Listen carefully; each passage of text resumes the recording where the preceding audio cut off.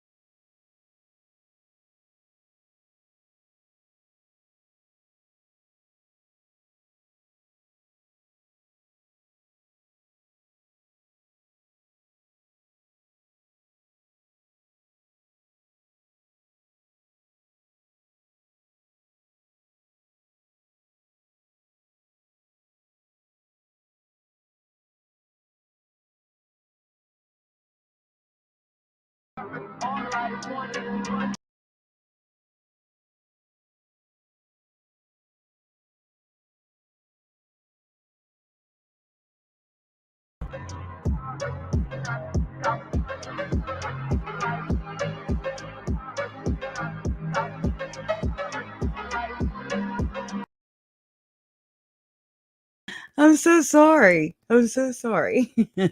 Y'all, I'm pushing the buttons and I'm messing up, okay? So, why do they keep going like this? Okay. I did not do it that time. Did not. Okay. Y'all, I look like crap. So, I'm going to go and present my screen again and I'm just going to throw it on uh Tim Bob there, cuz I like how he's doing the ruse. That's what he's doing. That's what they do. Hey, SLC. I mean, SL Conley. Hey, Philly. A little bit. Trace on the case. Grammy B. I'm glad to see you're laughing. And Donna Donald. Julie Coates. Good to see you. Yeah. Parents need to be charged now, right?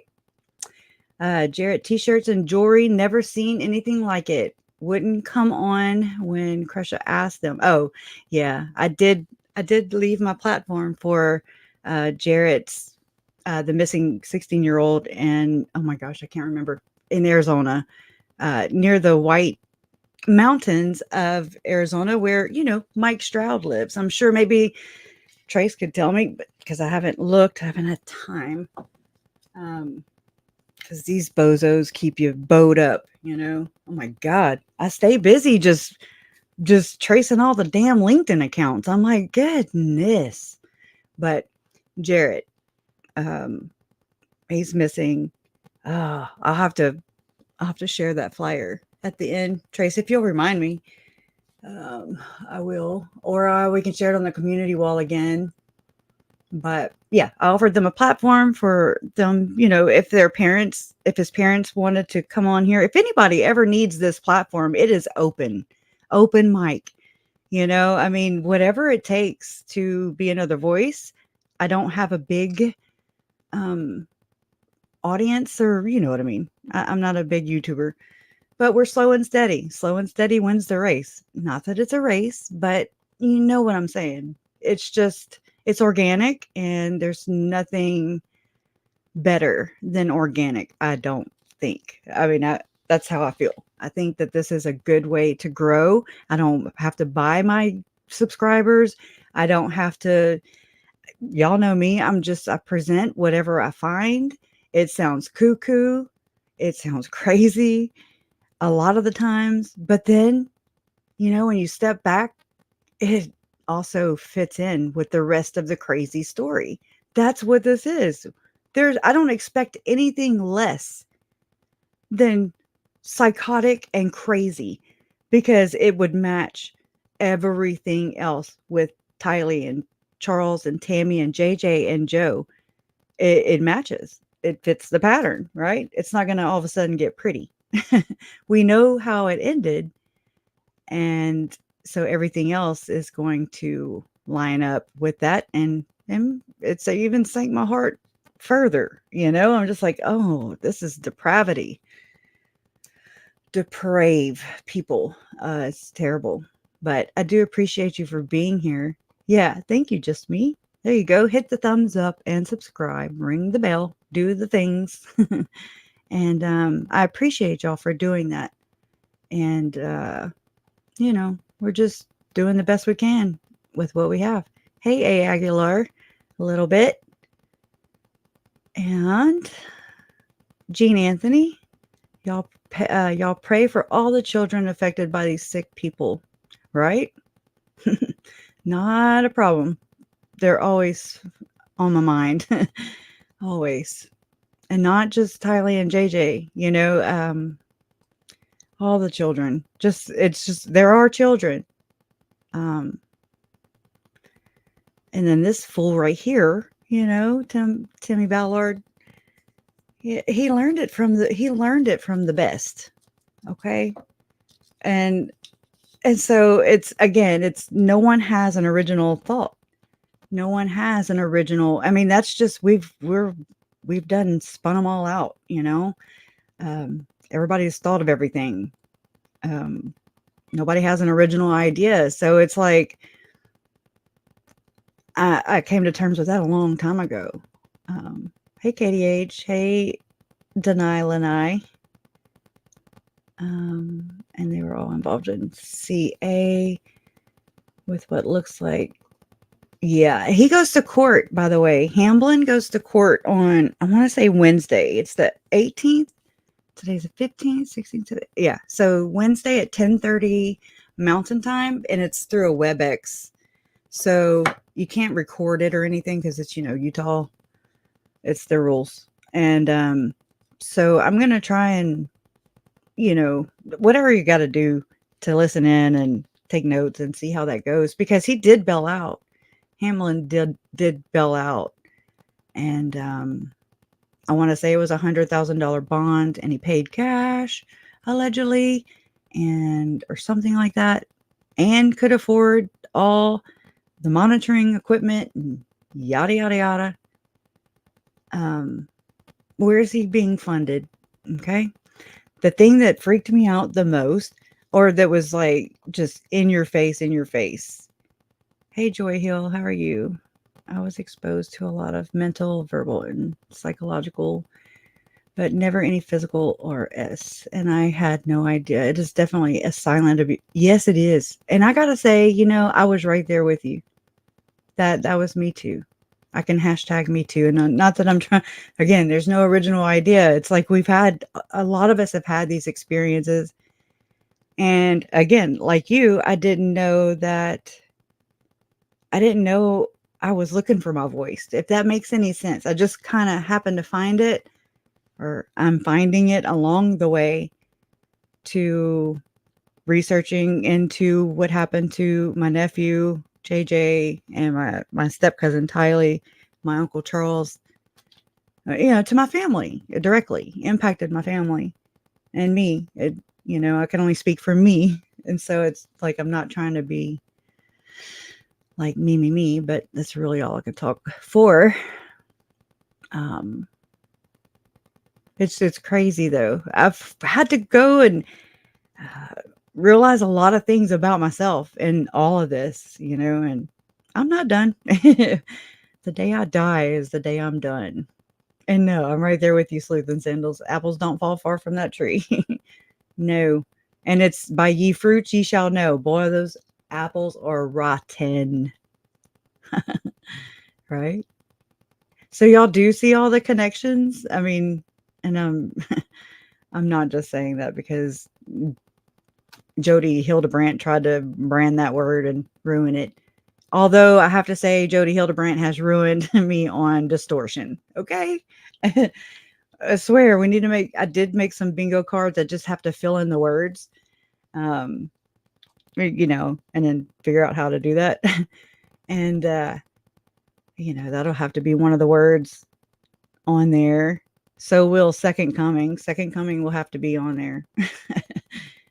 Because there's no y'all, when you heard Lori, when you heard about Lori and Chad and the kids missing and everything, and you heard all the cuckoo stuff coming out of there, out of the, just coming out in the head in the news and everything, what were your thoughts? Like, just with the, the she was a god, um to gather the 144,000 and usher in the second coming of Jesus Christ, which was supposed to happen on July 22nd, 2020. And then they were just, we would all be distracted with I guess all the earthquakes and everything. And we wouldn't have time to find them in Hawaii. I don't know. It sounds stupid. Again, there you go. Another reason Chad and Lori weren't building a damn church. Okay. Oh my gosh. I mean, if we're going to play that narrative, we got to play it all the way. We can't just hang on to what suits our what suits our minds, what. Whoa. And you ever just choke on your own? Hold on, let me mute myself. Okay. I need to learn how to breathe. Anyways, I think she's crazy, right? I watched Lauren on her last live, and she is also talking about how Jody H. and Ballard have connections with Lori, Chad, and preparing a people. She also gave you props, Kresha, for the work you're doing. Well, that's good. I know, I did see. And I gotta say, thanks. And it's about damn time. I feel like I've been harping, and y'all know, you've been here. If you've been here, you know that I have been, I don't let it, I just sit there and continue to poke it with the stick. And I'm just like, come on, guys, when's everybody gonna figure this out? When is everybody gonna see what I see? And come on, it's like when there's a fire and you're like, hey, everybody, let's get out the house, or let's evacuate, let's move. And nobody's looking at you, and nobody can hear you, nobody can see you, they don't acknowledge you, nobody acknowledges. Okay. And I'm just like, okay, whatever. I got shushed so many times, not by Lauren, but just by people that were at the trial, and Mom asked me one day, she was like, this was right after Audrey left. And so I wasn't there because it was my birthday, which my mom actually forgot my birthday, but we had a lot going on, right? Whole freaking murder trial. And Audrey had just testified, and I made it up right after she left. Good for her, I'd say, because yeah, let's just say that's good for her. And whenever I heard, I didn't even have to hear her testimony. I did not have to hear it, although I did listen to KJ, who was reading the tweets on my way up to the courthouse, right? And so she was reading what was going on as it was coming out at the trial, since there's no audio till later. And so I get there, we go into the courtroom after lunch and everything, and Mom was like, so what do you think about Audrey? And I was like, she's a damn liar. She is a damn liar. There is not one person in this group, this brood of people, of deplorable people. There's not one that is good. There's not one of these people that I would trust with a hair on the head of my children, or anybody else's children for that matter. I wouldn't trust them with I don't even know. There's nothing low enough. I don't. They're self-serving. They do not care about anybody but themselves. Audrey's one of them. She's actually really good. Like, she's really up there. And she had this is my opinion, she had the task or role, or I would say, maybe she was pissed off enough and to just, really do Lori in. and just here's a big F you, Lori. I don't know. Either she was put up to do it or she was, somebody put her up to do that. Because I swear, if you would just play Days of Our Lives, the intro, that little stupid song, uh, to her crying, and I'm not trying to discount her, but she did not give anybody else the benefit of the doubt.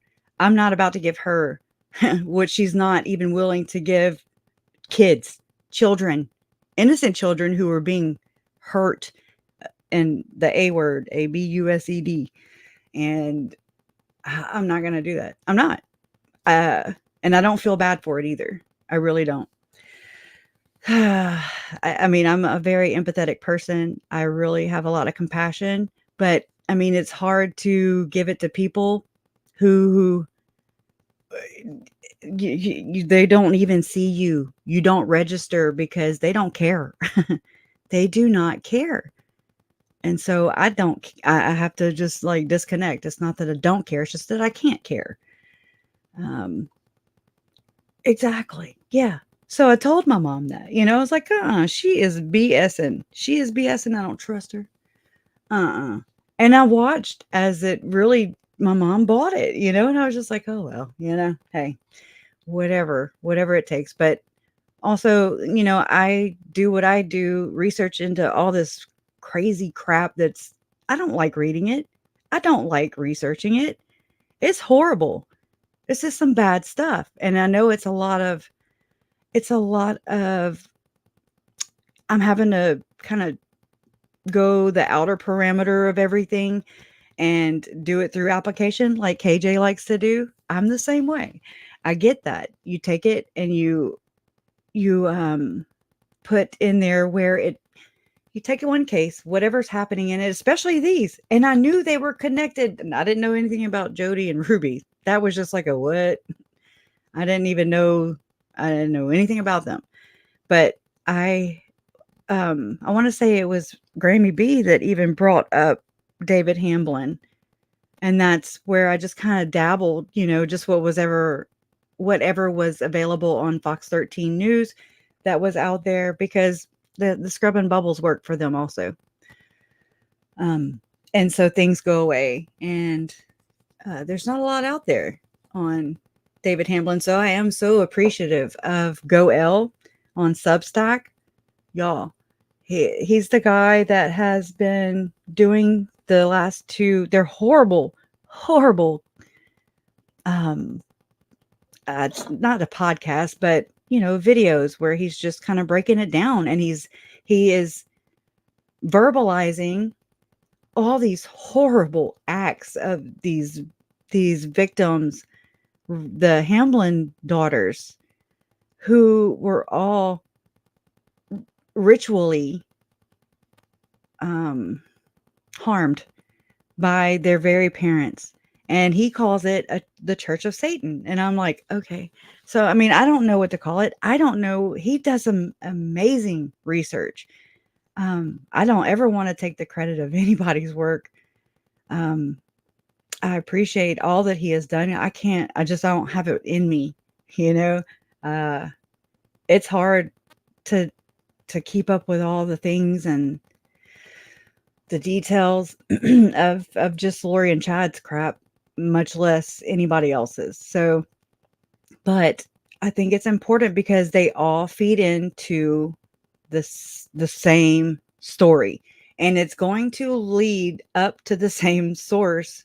And I hope that people are making the connection, because I don't, without Lynn Packer and his amazing research, there's no way that I would feel comfortable just saying exactly who I think it is and where I think it goes and yada, yada. That's for people to do for themselves. I mean, if you want to know, you're more than welcome to email me, and we can do it that way. I just, publicly, it will not suit. It won't help grow this platform. Let's just say that. I mean, look at it. It's already shadow banned. And I mean, I feel like Cadillac on 4 flats a lot. But whatever, we just keep on keeping on.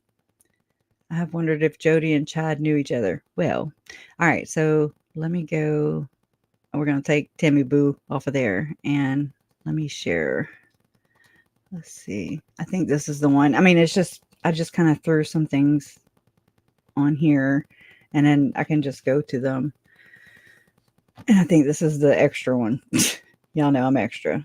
I was like, well, if anybody wants to know, you know, there's videos I've done in the past. Just these are little clips of things like Hans Madsen and Brigitte Madsen on the second anointing.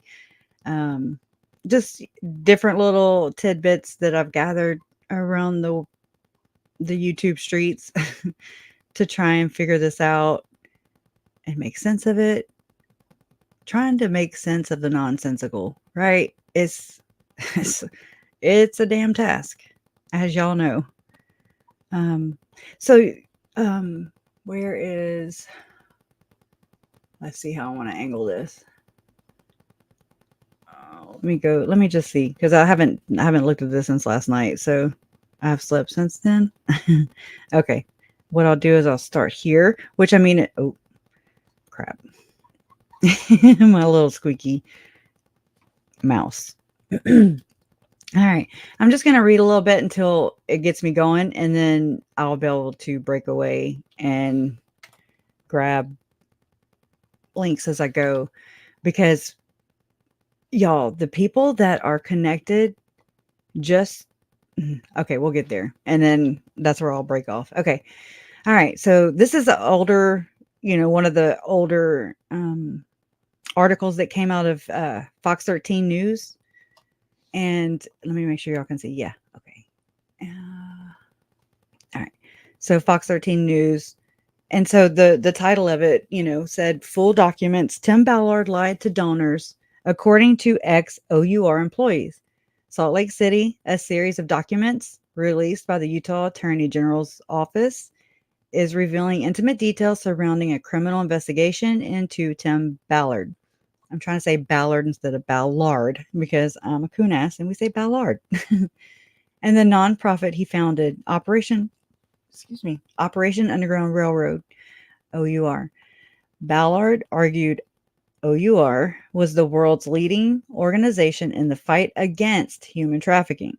But some former employees say many of the nonprofit's accomplishments and fundraising techniques were sometimes I don't know. I think they were all the time exaggerated. Okay. Or outright false. There I go. I spoke too soon. Okay, we don't need to see the top videos Oh, did y'all see the eclipse though? That was pretty cool. I didn't look at it. I hope y'all didn't look at it either. If so, I'm sure you can't see it today. It was pretty cool. I shined my phone. My phone lens took it for me. The Utah AG's office released the records directly to Fox 13 News in response to a public records request under, let me scooch this in. Whoa, hello. Under Utah law. Okay, so it says the majority of the records were originally sent to the Utah AG's office by Davis County Attorney Troy Rawlings. I see, and I made the connection a long time ago with this last name. I was like, I wonder if him and Tanya Rawlings, who is one of the prosecutors in the Daybell case, right? She actually, what do you call it? She did direct. Why is that word's blanking on me right now? Not examine, cross-examine. You know what I mean? Of Audrey, specifically. She's a little more soft-spoken, but I wondered if they were related. I don't know. These things just kind of, I'm good with names. I remember them. Trust me. I might not remember a lot of things, but names or things that I've seen more than one time. It has to be like 2 times. And I'm like, I don't know. File it away. Okay. So Davis County Attorney Troy Rawlings, a prosecutor who led the criminal investigation of Ballard and OUR in partnership with the FBI and U.S. Attorney's Office. Emails show Rawlings described the records he shared with the Utah AG's office as a very small sliver of over 2 terabytes of info. Y'all, I almost have 2 terabytes full, and it's a lot. And it's a lot of the same damn things on my part. I'm sure it's not on this part in this case. I'm sure it's all fresh. If accurate, the records now being publicly released make up less than 0.01% of the full case file. Oh, wow. I never caught on to that. Okay. Rawlings marked the records as, quote, confidential communication under seal, unquote. The Utah AG's office chose to release the records without redactions. On many pages, the documents show notes and highlights from investigators. At least a portion of the criminal investigation has concluded. I was so sad. I was like, why the hell aren't they freaking, what the hell? What's really going on? I'm not going to lie. I was very sus. Okay. Davis County has declined to release. So this caught me too. Davis County has declined to release any of its own records related to the case. Rawlings declined to comment. OUR said Ballard permanently separated from the nonprofit after harassment complaints and internal investigation, but the nonprofit declined to comment on the validity of those complaints. And it says conflicts of interest. Records show Utah Attorney General Sean Reyes and his chief of staff, Rick Cantrell, were forbidden. Okay. The records show that. Okay. From discussing or participating in the case due to their personal relationships with Ballard and OUR. Reyes is a known ally of OUR and Ballard. Documents indicate any communication involving Reyes or Cantrell related to the case is forbidden and must be supervised by Chief Criminal Deputy Spence Alston. This is despite the fact that Alston typically reports to Reyes. That's weird. Okay. Mormon speaking with the dead. Okay. Rawlings expressed concern surrounding thousands of donor dollars being spent on a, quote, psychic medium, unquote, named Janet Russin to gain operational intelligence for missions. Interesting. Russin has been paid a monthly Russin was being paid a monthly consultant fee of approximately $5,000 with an hourly / operational readings contract of approximately $1,560, according to Brian Purdy, an investigator with the Davis County Attorney's Office. She is able to communicate with, quote, dead Mormon leaders. Aren't they all, though? Aren't they all? Me and Jay, I was like thinking about this the other night, and I was like, oh, well, they're our ancestors. And so, yes, that means that they are reaching out to, they're not ancient, but they're dead. You know what I'm saying? It's so weird. It sounds so shocking the way they make it sound, but I mean, it's nothing different than what the church teaches. I mean, as far as like I don't know the direct teachings. Drill me in the comments. But you know what I'm saying? It's the same. I don't know. That's why I don't understand the hypocrisy. Anyways, and relay critical information about missing or trafficked children to Ballard, according to the case file. Quote, as I understand it, we have somewhere around 10,000 pages of Janet Russin's readings as part of the investigator case file, Rawlings wrote. What do you think donors will do upon learning that deceased ancient Book of Mormon prophet Nephi actually runs OUR via Janet Russin to Tim and Catherine Ballard? That didn't really make sense. One of the origin stories of Ballard and OUR focuses on the long-standing search for a missing child named Gardy Marty. Y'all, I question whether this child ever existed. I'm not even playing. I was at that point a long time ago. And I was like, there's no way. And I mean, how do we know that the alleged, and I'm just trying to make sense of the damn story. We know they spin things. I know they do. I know they do. I've I've witnessed it. It's like not them, but birds of a feather. Um, it's the same ruse. It's a ruse. It's the whole damn thing is a sham.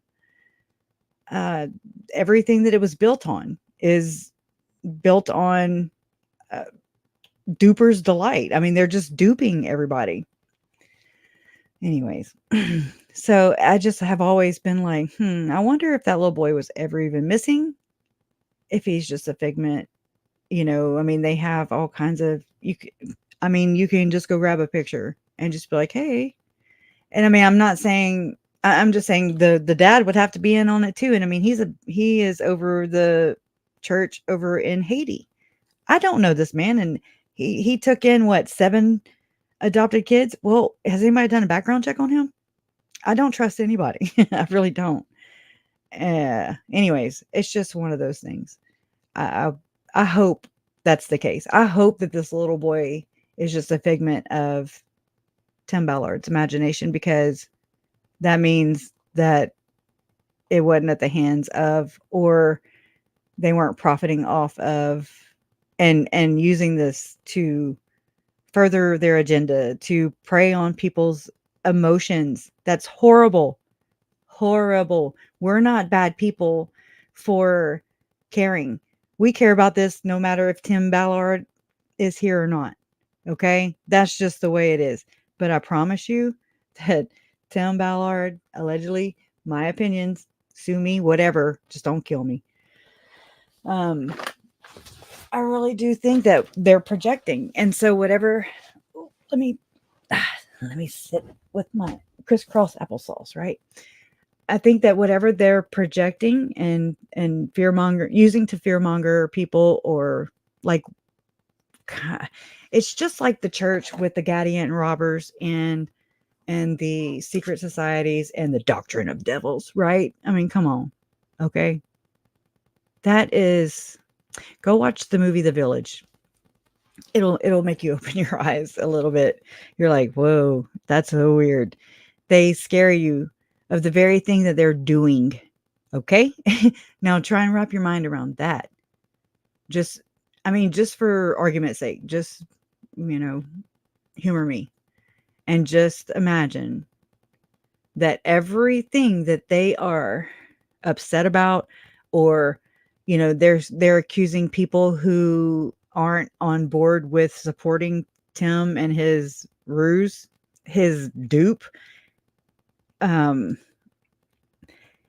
that, is against Tim, what does he call him? A P word? So usually the one accusing is doing what? The P word? That's what I'm saying. I mean, and Goel on Substack, the guy who's been working on the Hamblin-Leavitt case, for the Satanists. They are Satanists, and they're ritually abusing children, and they are within the same circle. But he's working on some connections to. I damn near thought that he was about to find out who Tom Harrison's, where Tom Harrison's origins were, because he had wrote about the last name Harrison. There's certain names that, as he's going through this process, and researching everything, I mean, down to where they live and how they will have these. And if you, I'm kind of getting excited, but I mean, because it's crazy how they're connected. Remember when when Jesse was explaining their experience with their Aunt Jody, and they were sleeping outside on the balcony in the cold and the snow, and somebody gave them a jacket. I'm using the them pronouns, right? And this is, I'm getting better. But one of Jody's associates or whatever just so happened to throw a jacket, and Jesse got it, and they ran for it. Not just because of jacket, but anyways, it's just part of the story. So they ran for it, and they got, I mean, they ran and ran and ran, and then they were kind of caught because it was like they could never get out. It was like an entrapment, I don't know.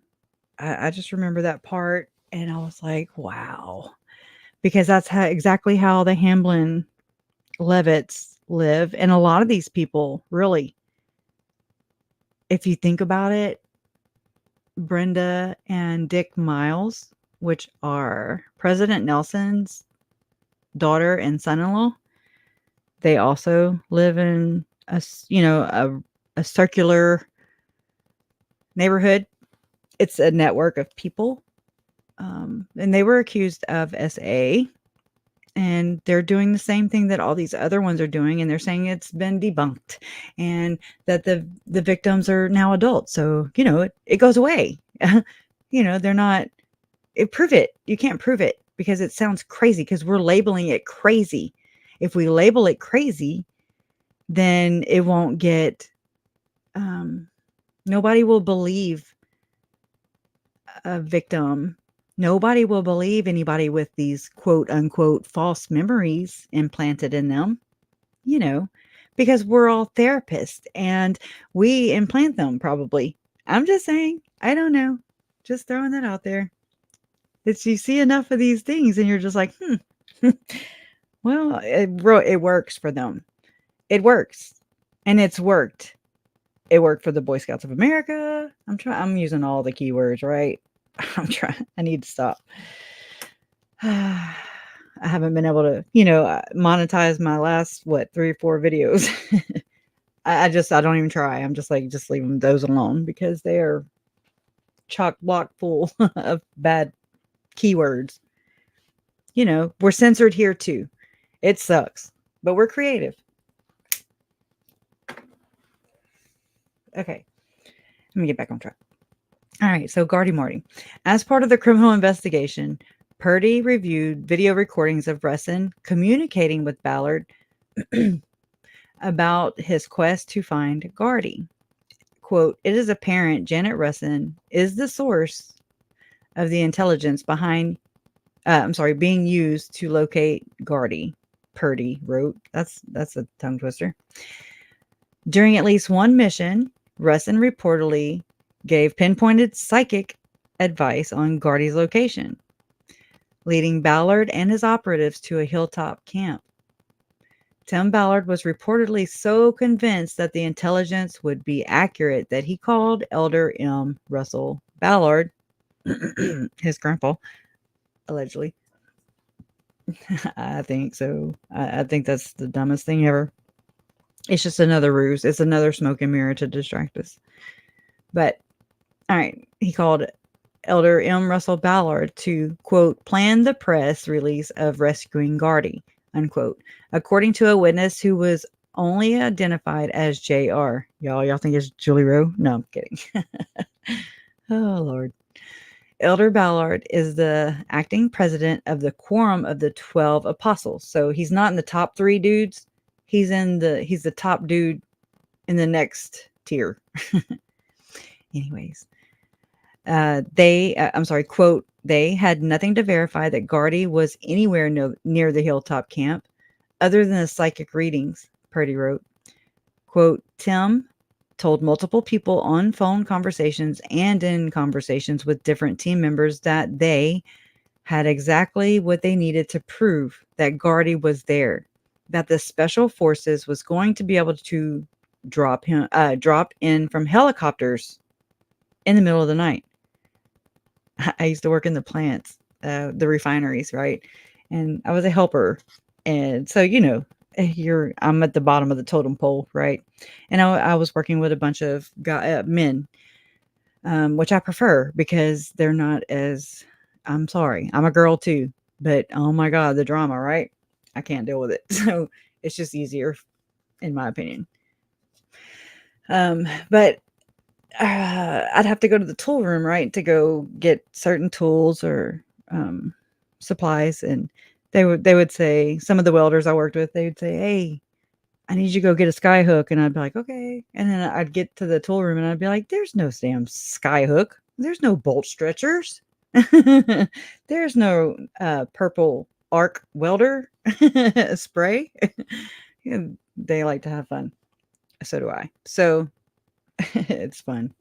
But anyways, it reminds me, the whole helicopter ruse in the middle of the night, just, I can just picture it, right? With all their I wonder if Jason Mao was on the jump team. I mean, that's where I'm at. Okay. Yeah, yeah. Um, but I picture like just a bunch of these people, a bunch of Tims and Jasons falling out of the sky and out of a sky hook because, it don't exist. Anyways. And take all the children out. At this point, they still had no visual verification of even having children in the camp, and definitely nothing close to a confirmation that Gary was there. Unquote. I think let me make sure. I just want to make sure. That's a lot to read because I got a whole lot to read. Oh, I did write this, I think. No, I didn't. Let's see. Hold, please. This is one of those words, storytelling. Something I'm noticing everywhere that Tim says. And I'm like, that's just like-minded people with Jason Mao and Mike Stroud and all of them. Okay. See, there are people in the field that don't like you. And I don't think that that it's just because they are haters. Oh my gosh, they're such babies.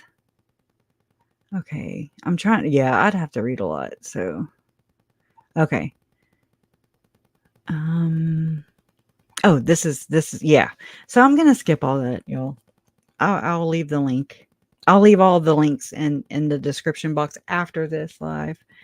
They're not in there now, but okay. So I'm gonna start right here. It says it would turn the stomachs and hearts of those who donate to us, guaranteed. Lines wrote, "We are a nonprofit that received sacred funds from many private people to include little old ladies and struggling families." Right?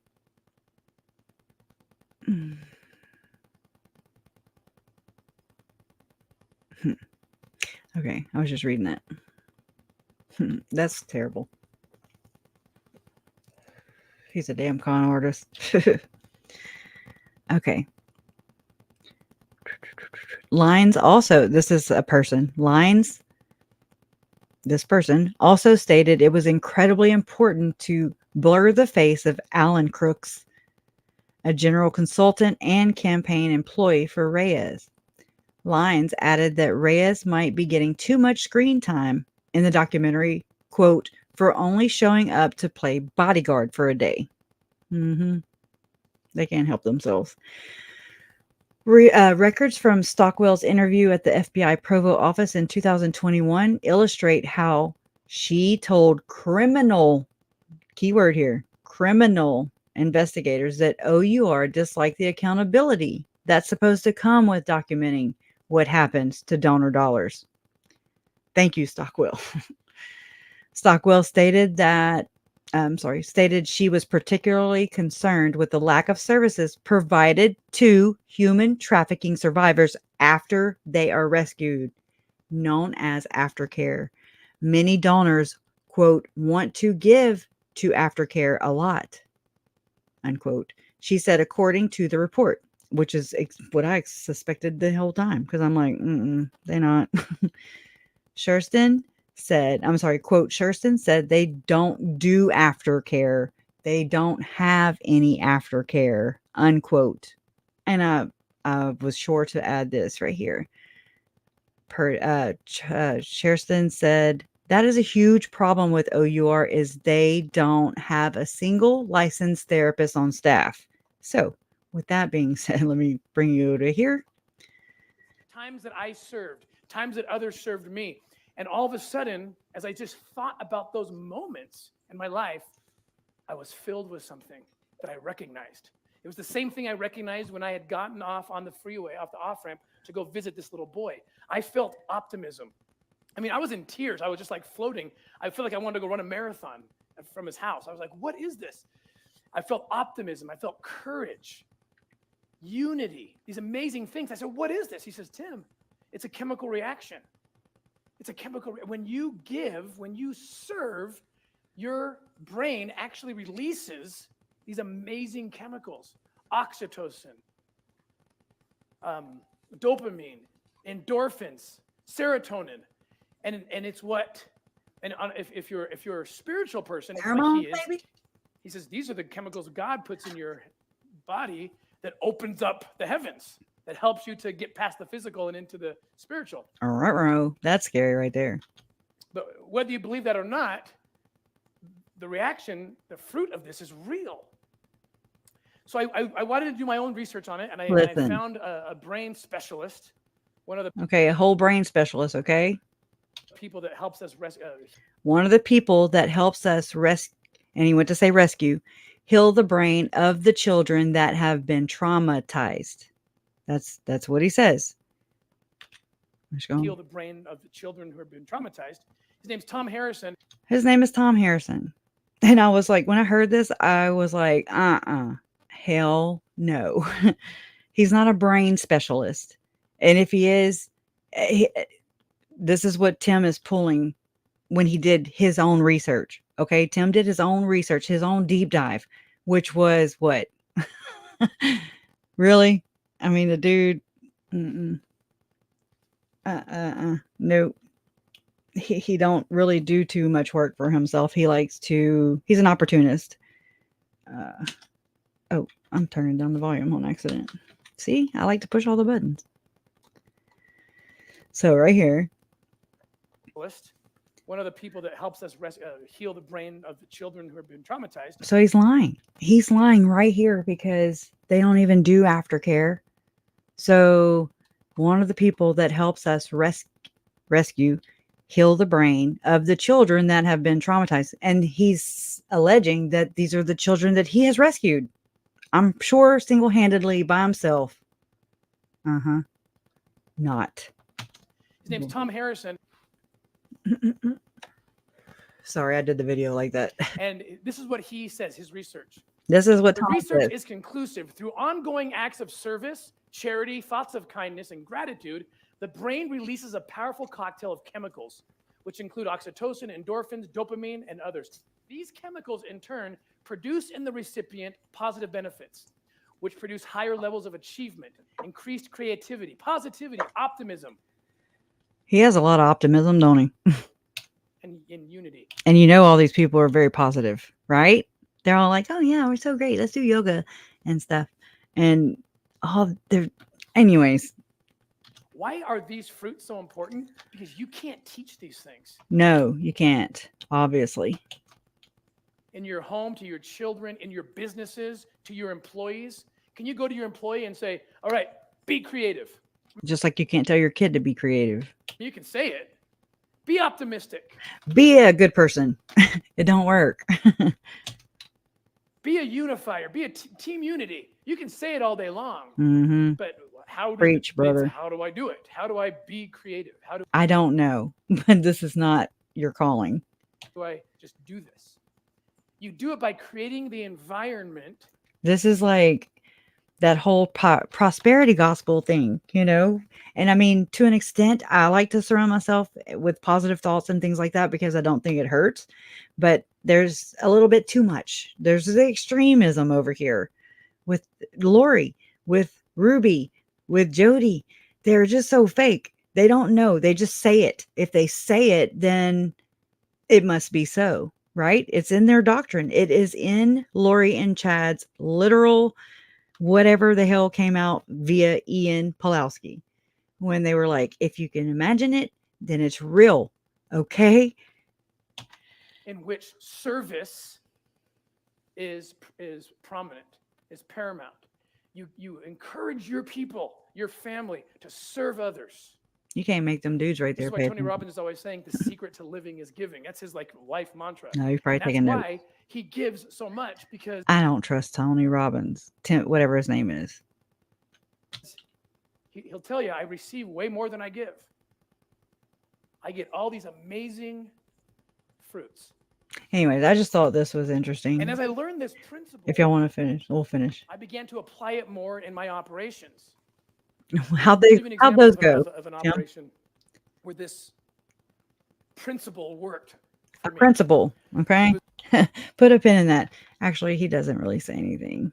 He just because I don't even let it finish. But okay, so there's that. Let me come back over here. Oh, I think I just okay, yeah. I stopped sharing. Sorry. I push all the buttons. I need to check on you anyways, so sorry. I think my little icon's hidden. My little audio button button. Chocolate can increase the same chemicals. Oh, right. Oh, hey, wow. Look, my little circle with the little thing. Okay. Hey, Gaga Kelly. How does it work if the charity is all self-serving? It doesn't, right? You already knew that. That was a rhetorical question. I know it was. He makes me sick too.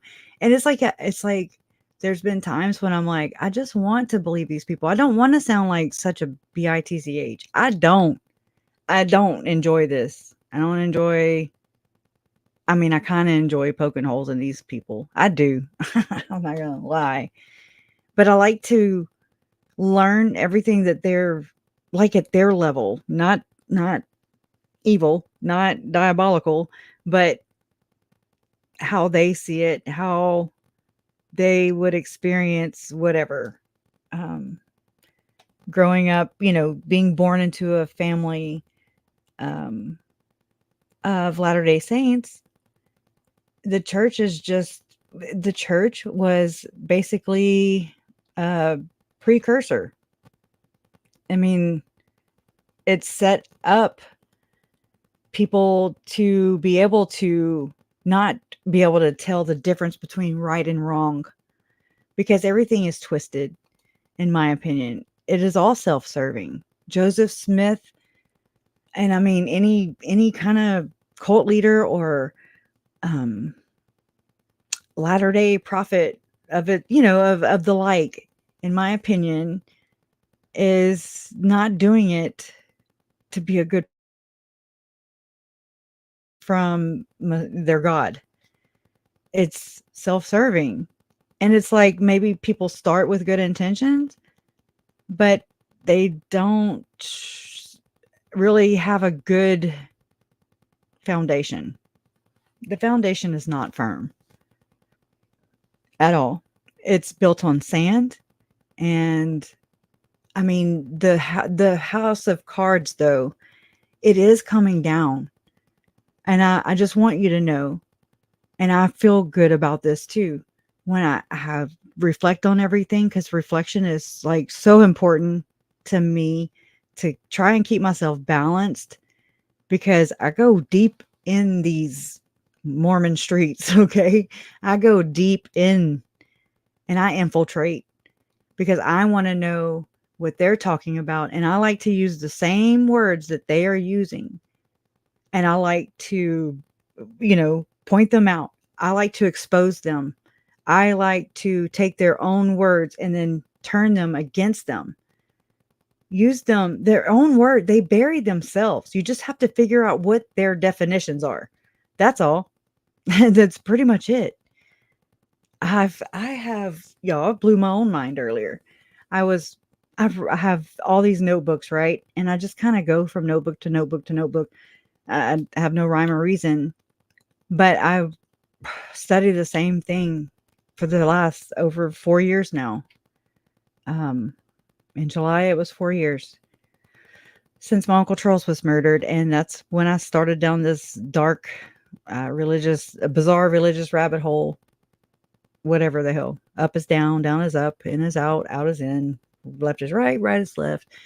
And whatever they are preaching about whatever they are using to manipulate or a distortion or whatever is exactly what they're doing. Lori taught me that, and how she was she was accusing my uncle of cheating on her, but she's the one carrying a full-blown freaking whatever affair with Chud, with the chin, okay? And I mean, so it just made that stand out to me. And then I started to look at where she learned this from. Where did Chad learn this from? Well, and I mean, after a lot of just going through the whole cultural thing, all the things that would have influenced them. Did you know that, I mean, Chad was a Boy Scout and he was in Boy Scouts of America? I find that to be right in line with everything else, honestly. It would not make sense more if he were not in Boy Scouts of America. There is some vicious abuse that happened to people my age and older that are and have been abused by people in power, people in leadership roles, people with that, what do they call that? Power, authoritative positions.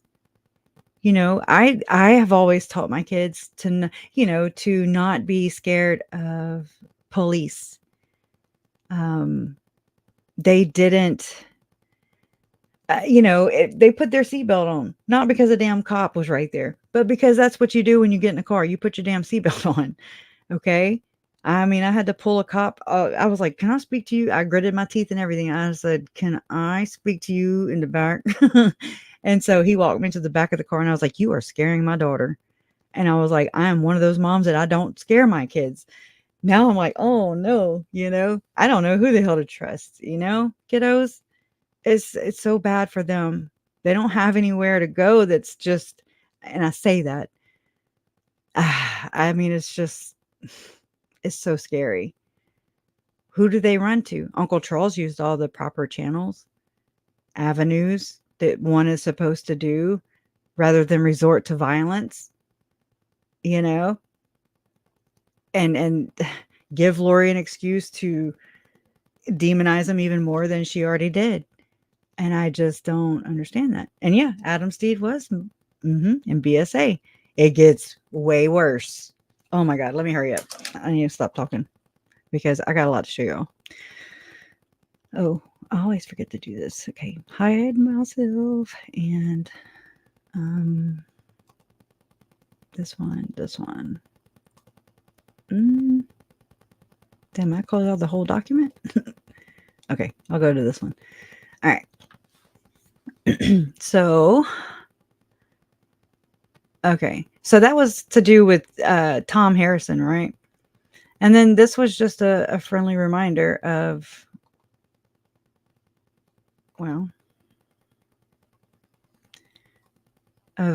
Lori and Chad's gospel, pretty much. Oh, okay, I gotta push play. How's it going? Are you Chad, Lord? Just a friendly reminder. This is all you can serve. Do you have any questions regarding that? I'm just reading my book right here after I done red rummed everybody. So it is 14:39 hours on January 25th. Like, I think it was Beach Bum that said, or maybe it was Trace that said, they went to the wrong islands, right?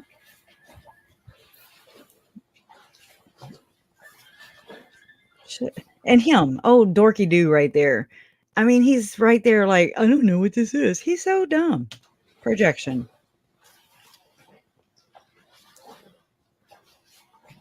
The water is relaxing then.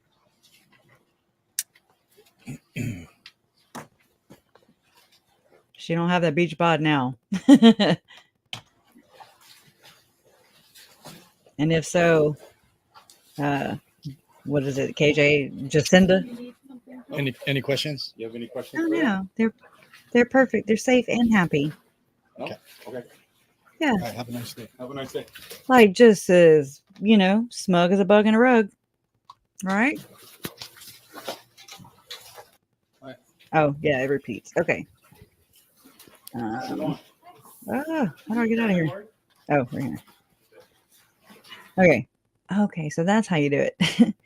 Okay, and this reminded me of justifying scriptures like Brother Ballard, right? And then the whole calling their wanker something. Okay, they have like all these similarities. It's gross. Line 2656 from Chad Daybell to Lori Vallow. You are so adorable, beautiful, wonderful, heavenly, luscious, and angelic. So many divine attributes rolled into one dynamic, desirable package. That's nasty. I want you even more desperately than you want me. Line 2622 Like my lightning from bolt. Chad Daybell to Lori Vallow. Just grab me by the storm and I will follow you to the ends of the universe. Line 2608 from Lori Vallow to Chad Daybell. When might that be? Line 2607 from Chad Daybell to Lori Vallow. Wednesday evening and then repeatedly and gloriously until Friday. And that communication continues, correct? The next slide as well, yes. Could you read those into the record, please? Line 2605 from Lori Vallow to Chad Daybell. Ported And then what? investigator. Line 2604 from Lori Vallow to Chad Daybell. Back to crying and saying goodbye. Back to the box. Line 2603 from Chad Daybell to Lori Vallow. This trip to Utah had a lot of finality to it. I was told extreme changes are coming for me and to Utah. So who told him that? Really, I really want to know. It's not his God. I'll tell you that. Welcome them both. Now, in the text communication that's displayed to us on slides 21 and 22, why did you include this part of that communication in your summary for presentation in court? Mainly for two reasons. One, it substantiates the affair that was being had between Chad Daybell and Lori Vallow, and it references a trip that Chad Daybell was planning to take to visit Lori Vallow the next week. So this text is on July 18th, 2019. Chad Daybell's travel to visit Lori Vallow in Arizona took place July 24th through July 26th, 2019, which is a Wednesday through Friday. So if you look at line 2607, it states Wednesday evening until Friday. Are you aware of what some of the phrase "grab me by the storm and I will follow you to the ends of the earth" meant? Objection calls for speculation. Oh shush. Overruled. Thank you. Yes, I'm aware. Okay. What did that mean? The word storm is the name they had given to Chad Daybell's penis. Well, And so this was an anticipation of getting together with each other for sexual purposes. Yes. Okay. And at this time, Chad Daybell, was he still married to Tammy? Yes. How far from Charles Vallow's death was that? This is 7 days after Charles Vallow's death. awesome. They're so awesome, right? Okay, and this is again Lori justifying. This is just a little snippet.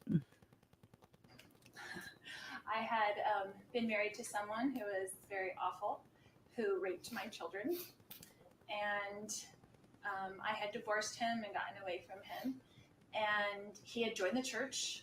He spoke in state conference. He did everything for me. Wonderful. He was very good showman of all those things, and after we were divorced, he told everybody that I was this lying, crazy Mormon, and got up in court and said all these horrible things about me. And They were turned it real. around to where the judges believed him instead of me. And he was constantly trying to get custody of my 3-year-old daughter. And just to rub it in my Just to be a good face. dad. I went through a lot of years of this kind of hard Distorted, stuff, y'all. and I was going to murder him. I was going to kill him, like the scriptures say. Like, Oh, right here. Tim also says, I mean, in the papers, in the lawsuit against Tim Ballard, there is a reference about the Laban Nephi connection. Nephi killed him just to stop the pain and to stop him coming after me and to stop him coming after my children. And I just felt I couldn't take it anymore. And I would go through the scriptures and find all the things like, if he comes against you once, if he comes against you twice, if he comes against you 3 times, then you can kill him. It says it in the scriptures in the book of Mormon. I was like, there it is. There's my answer. I don't want to do anything that's wrong. She's just going to push him into that predicament where she can use the scriptures and justify doing horrible, heinous things, right? I did not have a murderous heart. I just wanted to stop the bleeding and stop the pain. Which is within. And so someone wise was speaking to me and said, Someone wise. you need to go to the temple. Oh, yeah. So I went and met my bishop, and I was like, I'm either going to turn my life to the temple or I'm going to commit murder. So do you want to give me a temple recommend? And so she did both. That's a humdinger right there. She got the temple recommend and she committed murder of multiple people. And I was perfectly honest because at that point I had nothing to lose. You get to the bottom rung and I had nothing to lose. And he gave me my temple recommend. Yeah. And I started going to the temple. Yeah. Every week by myself. And it was so awesome, right? Okay, yeah, and then I went crazy. I go crazy with the links, right? Yeah, this is where I was like shocked because Lauren said my name in the beginning. I was like, what? Like I did something wrong. When I hear my name, I'm like, huh? And she said it in the beginning and she said it at the end. And I was like, I felt validated. Really. It lifted a lot of weight off of my shoulders. I don't have the same platform. I don't have that audience, right? People dismissed me a long time ago and it's aggravating, but I'm used to it. So that's the whole resilient part in myself, that it doesn't matter. I'm still going to do what I'm doing because it's the right thing to do. There's fire. You say you help get everybody out, but again, nobody listens. And I mean, that's just half the battle. That's just half the battle. Now the rest is just trying to get people to connect the same dots, right? Which and it sucks that it takes all these outlandish, huge, horrible cases to wake people up and say, hey, see, do you see it? Do you see it now? Okay. And I mean, it's terrible. It's terrible. But I mean, I've always felt that. It went over. It was not over. And that's a vow I made to Charles, Tiley, and JJ, was that it's a vow I made to hold everybody accountable. Anybody that has my family's blood on their hands, I'm going to expose. That's my job. I mean, I can't legally hold them accountable, but I can, do what I'm doing. That I'm human. I don't remember what I was showing here. Oh, I didn't write a note either. Let me just see. This is Mormonism Live with Bill Real and Radio Free Mormon. Let's see if it picks up where I cued it to. Nope. Oh, this is Lynn Packer is what it is. Okay, let me go to slide 60. I'm sorry. Or 57. I'm sorry, 57 minutes. I just happen to remember that. They had a chance to correct it. Okay. And in the zombie email, if y'all remember, it's also called the infamous Reddit email, right? Ballard and Renlin are zombies. I just want you to look at this. This is Ballard. This is President Ballard. And this is Renlin. And I'm like, well, what made them zombies? And did Chad and Lori even write that? I don't think so. I think that Melanie Gibb and David Warwick wrote it. It's part of a ruse. It's part of its own ruse. In my opinion, it's to throw people off. Nobody talks like that unless they're doing it to manipulate people who don't understand, who are on the outside of their circle. When you heard that Lori was told, I'm sorry, that Chad, wait, how did it go? Chad was told by one of the 3 Nephites. When you were like, what? Who is it? What? Who's the Nephite? Right? That's what I did. And then I figured out, I was like, oh, I know who the 3 Nephites are. That is the first presidency. Okay.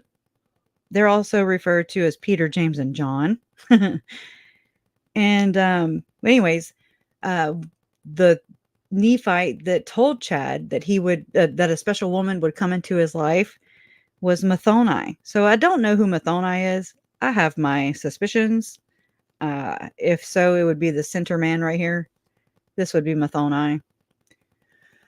And I believe that's who told Chad that a special woman would come into his life. And how did he know? It's not because he's a seer, prophet, and revelator, no. And I don't think he was using Janet Russin for her psychic abilities. No. I think it's just prearranged. I think that's a call out. I really do. Again, and I'm not trying to be ugly. I'm just trying to be real. And it bothers me. It hurts me. It hurts me to see so many people. And I mean, I really don't focus on anything other than Mormonism because of Lori and Chad. They're Mormon. They're not Catholic. They're not Baptist. They're not any other denomination. They are Mormon. They are devout Mormons. And they got duped by their leaders, in my opinion, or Mathoni. We'll just use Mathoni because it's fictional. And, I mean, but they also knew what they were doing. So it's crazy to see how that dynamic, panned out. And to actually be in the trial and looking at my aunt, right? I'm looking at my aunt and I'm reading the room. I'm reading her face, every reaction she has, everything. And I mean, that's what I do. That's just me. I've always been like that. It, comes, I kind of had to walk on eggshells growing up, and, it just becomes secondhand. You don't even know you're doing it. But there were, whenever David Warwick was testifying, whenever people were testifying, and it's like you get a sense of, do I believe her? No. Am I reading her? Yes. 144,000% I'm reading her. I'm reading everything. I'm reading what David Warwick was saying and listening to it. And I'm like, I know that's bullshit. I know what he's saying is bullshit. I know that is lying. He is lying. And I'm looking at her and I'm seeing her reacting to him lying. And I'm like, right? I mean, I swear, I felt like I was going to get called out because of the faces. I felt like I was just so making faces, and you're not supposed to do that in court, whether I was or not. I mean, it just was so intense. And these are just not good people. But it sucks. It hurts my heart to see so many people who are true believing Mormons, and they don't see that these men that are just men, just like me and you, they're put up on this pedestal and they're automatically given this like golden whistle, or golden ticket. And it's like people can't, and it took me a long time to get around this too, to realize that, oh my God, okay. I remember this back in 2020. I want to say 2020. I don't know, just things started clicking for me. And I was like, oh my God, this goes all the way up. This goes all the way up. And I was like, well, who can I tell? I'm just thinking these things. I'm just doing my little process in my head. And I remember thinking, okay, well, I can go to Detective Hermosillo. And I was like, no. Because you think about the infiltration and just how did we get here anyways? And then how come there's not more people with subpoenas? And how come there's not more people that are charged? Even the people that were right there hands on, they are not charged. And I understand that's how things work, but it doesn't mean I have to agree. I don't agree with it at all. And that's how I see things. That's not how I expect everyone else to see it too. But it's wrong is wrong, right is right. They were children, and they were defenseless. And so I already have that horrifying how I picture their last moments, right? Tylee and JJ and Charles and Tammy and Joe. I picture their last moments. I do.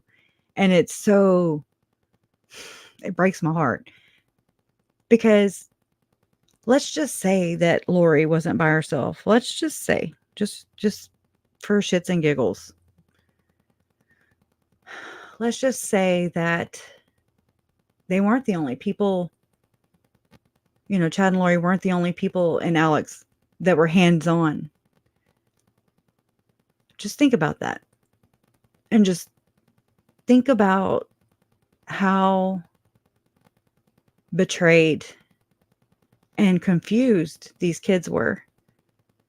Their mom is doing, and I mean, I can picture her face, like it's bad. It's so bad and confusing, and just this, especially with Tylee, just this, oh my God, Mom, like what? You like, oh, what, I can't even say all the words because it's like, I can only imagine. But then to see Melanie Gibb, to see David Warwick, to see these women, and I mean, you think about the how Tylee's remains were, and how they explained them in the trial, and the concentration around the pelvic region. It reminds me of an angry women. To me, it's angry women, not woman, that did that did that to that baby girl, her baby girl. Either way, she was right there leading the pack.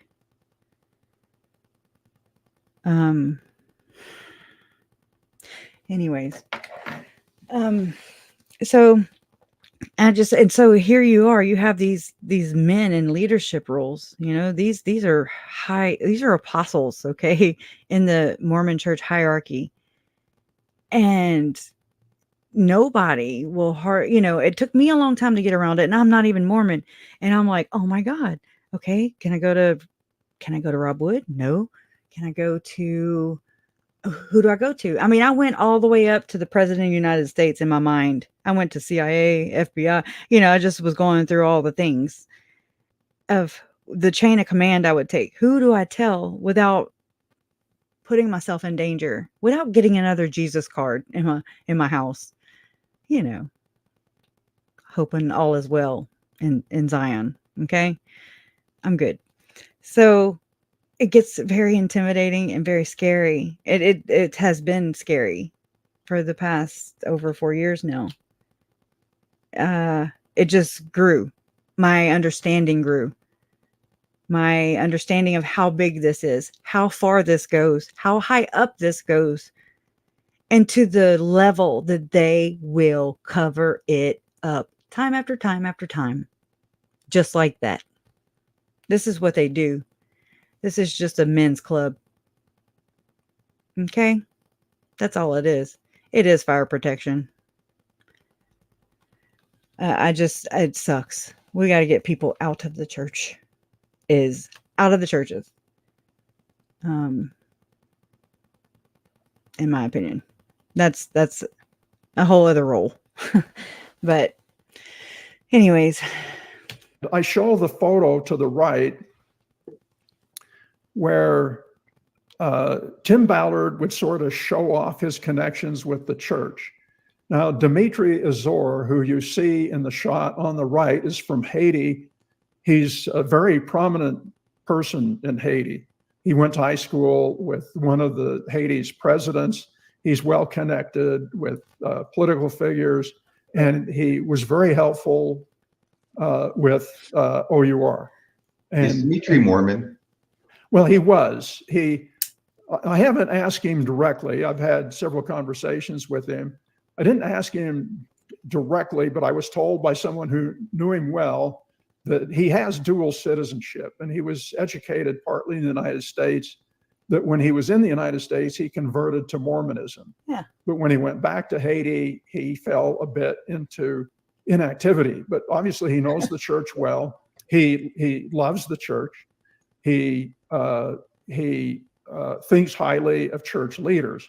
And so when he came to visit, I don't know if it was one time he came to when some other Haitian officials, like the Attorney General, came to Utah to get awards from Attorney General Sean Reyes. I don't know if that was the time, but he was impressed that when he came to Salt Lake, Tim Ballard said, do you want to meet an apostle of the church? And he said, well, yeah. Oh, come meet my grandpa. And so when he went, somebody shot a photo of it, and he was very impressed. And he was very impressed with Elder Randlin. The point is how easy it was for Tim Ballard just to say, I don't think any of us could set up anything like that. And so that's what hey, people, somebody wants to meet you. And so that's what people will have. I want to impress. Sorry. That's the understanding. That's the first big hurdle to get around a lot of people, is just to get people to understand that these men are only in powerful positions because people put them and hold them and sustain them in powerful positions. But they use the bathroom just like you and I. They put their pants on one leg at a time, just like you and I. They, they do all the things, all the human things. They're not immortal. Okay. They are not holier than thou. And it's one thing to have leadership, but it's like another thing to be manipulated and pushed in and forced, basically like whatever they say, they do. Everybody does. And it's so sickening to see it. And to see how these men, how they gaslight their membership, how they do the same exact thing, the same exact tactics that Tim Ballard and Chad and Lori and Jody and Ruby and David, okay? They do the same exact things to their people, to their members, that their members are doing to the weak and vulnerable, okay? Or the unsuspecting even. And it's so twisted. That I'm well connected. So the next one. They were able to organize a meeting for me, but I'm not able to organize a meeting with them. So yeah. Okay, let me that's the way it works. Okay. So what happened is that they produce a pilot for the television series. And this was years ago. I reported on this in detail in 2015, but it was in print. And we'll go here. Diluting or agreeing with opening statements. And what you do is you try and find a smoking gun document and a smoking gun soundbite from hours and hours of depth. I've been meaning to tell you all this, but see the microphone, see the headphone, and the church leaders wear it too. And so whenever I think about Jody and Ruby, they're just monkey see, monkey do. That's all. Britney Spears. depositions with sometimes dozens of people. And one time I worked on a case Okay. that was about to do folk that aren't somehow involved. And certainly this this is the Dave Lopez interview. He just confirms that he knew about the relationship between Russell Ballard and his son-in-law. And I just realized, called it Bizarre Shady Time discussion, building a multi-billion-dollar entity during what he called a bizarre shady time. It sounds like lolly time, like the oh my god, the Lily diet or whatever it was for Chad. That just clicked for me. Ew. I wonder if it was like the what does Jody say? Not living in distortion for Ruby. And so the most disturbing thing I've found thus far is the link that David Hamblin's dad holds. I believe that's what's going on. He was a researcher, a sociologist, and he worked and used federal funds. He had federal funding. This is Robert Hamblin. This is David Hamblin's, not on the screen, but just me talking to you. And he used federal funds, or there was federal funding for, get this, behavioral modification in juveniles. And I was like, aha. I wish I would have had my notes are right here, but I remember I found my notes earlier today and I laughed because I'm like, holy fuck, this is not good. I wrote that in my notes and I'm just like, this is bad. This is what's going on. And it's so, you can see it. I mean, you can see it in how David Hamblin and the whole David Leavitt thing with the, I don't want to say the ABUSE word that they allegedly did to, no, actually he admitted to it, that he did to his daughters, his Hamblin daughters. And it's the same thing, the same kind of aggressive tactics that you see Jody Hildebrandt with how Ruby Franke and Kevin Franke's son, R, we go by R, was able to escape his therapist house and run next door for help. And he was emaciated and had been tortured. Obviously, they were using cayenne pepper and honey as remedies. And I remember, where did I hear it? I don't even know where I heard this from, really. Correct me if I'm wrong, but I remember hearing in that case, in the Franke-Hildebrandt case, that his wounds were to the bone in some places. And so, I mean, that didn't happen overnight. Distortions don't just happen overnight. Okay. But it does infiltrate in. And I think it all started with Mormonism. It was the groomer. It was like, it is the groomer. Okay. And so it makes these people. And so what I want to know is how the therapists are connected to the likes of Mr. M. Russell Ballard here. And I'm going to call him Mr. just for respect purposes. I'm not going to call him president. I don't sustain him. He's a damn man. And he's a damn, in my opinion, off the record, he's a dirty man. Okay? And that's where I'm at. So I don't, nope. And so I think if you will keep up with what Goel is doing in his Substack and how he's been going on We Are the People podcast to share the Hamblin daughters' stories, real life. They're not conspiracy theories. They are real accounts of ABUSE. And these people have continuously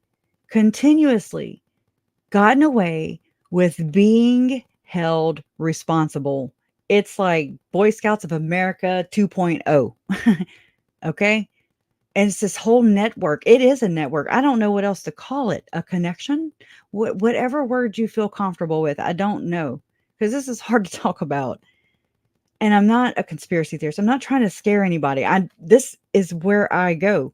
This is where the facts bring me. This is where all the evidence brings me. Just for what? I think this is what happens. I think they just label people like me, people like you who are trusting our gut feelings, our ability to follow evidence, and they're gaslighting us. They're like, oh, no, that's just baseless. And that is just some baseless accusations. That is so wild. We would not do that. You just saw Lori get served with papers after the kids were buried in her husband's backyard. Okay. And she was like, I'm good. Yeah, thanks. And Chad's just like, deepity-doo. They're just sitting by the pool, living their best life. They are fine with it. Okay. I'm not fine with these people. No, I'm trusting my gut. I'm against trafficking of children or humans, period. And that's all this organization is. It's trafficking. It is exploiting. That's what it does. That's what they're teaching. So thank you, Mormon Church. Can't fall fast enough. Ugh, it's so gross. Lopez told me that he would get emails showing Tim Ballard and Russell Ballard together. It was sort of like, name dropping. Well, that's his damn I just grandpa. met with the apostle, and I tried to get him to share a couple of those, and he wouldn't. I mean, it's rather sensitive. Because it'll get them So we go killed. to the next, the apostle. You ever heard of a Mormon mafia? Well, here it is. Okay. This is it. And I mean, I've learned where, what's the one? President Oaks, the real dick looking one. He looks like a damn dick. If I'm being just straight up with you, he looks like a Captain Dickhead. Okay.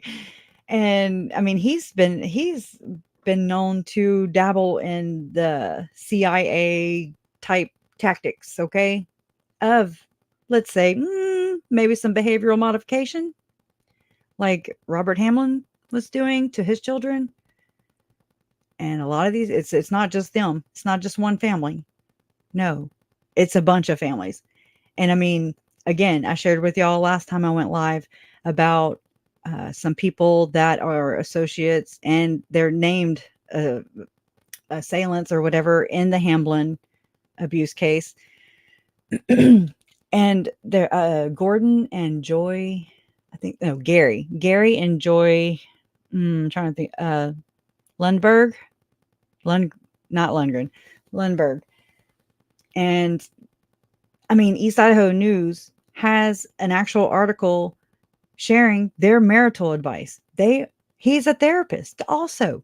Okay. There's something going on with the damn therapist / this hierarchy here. Okay. And Lifestar,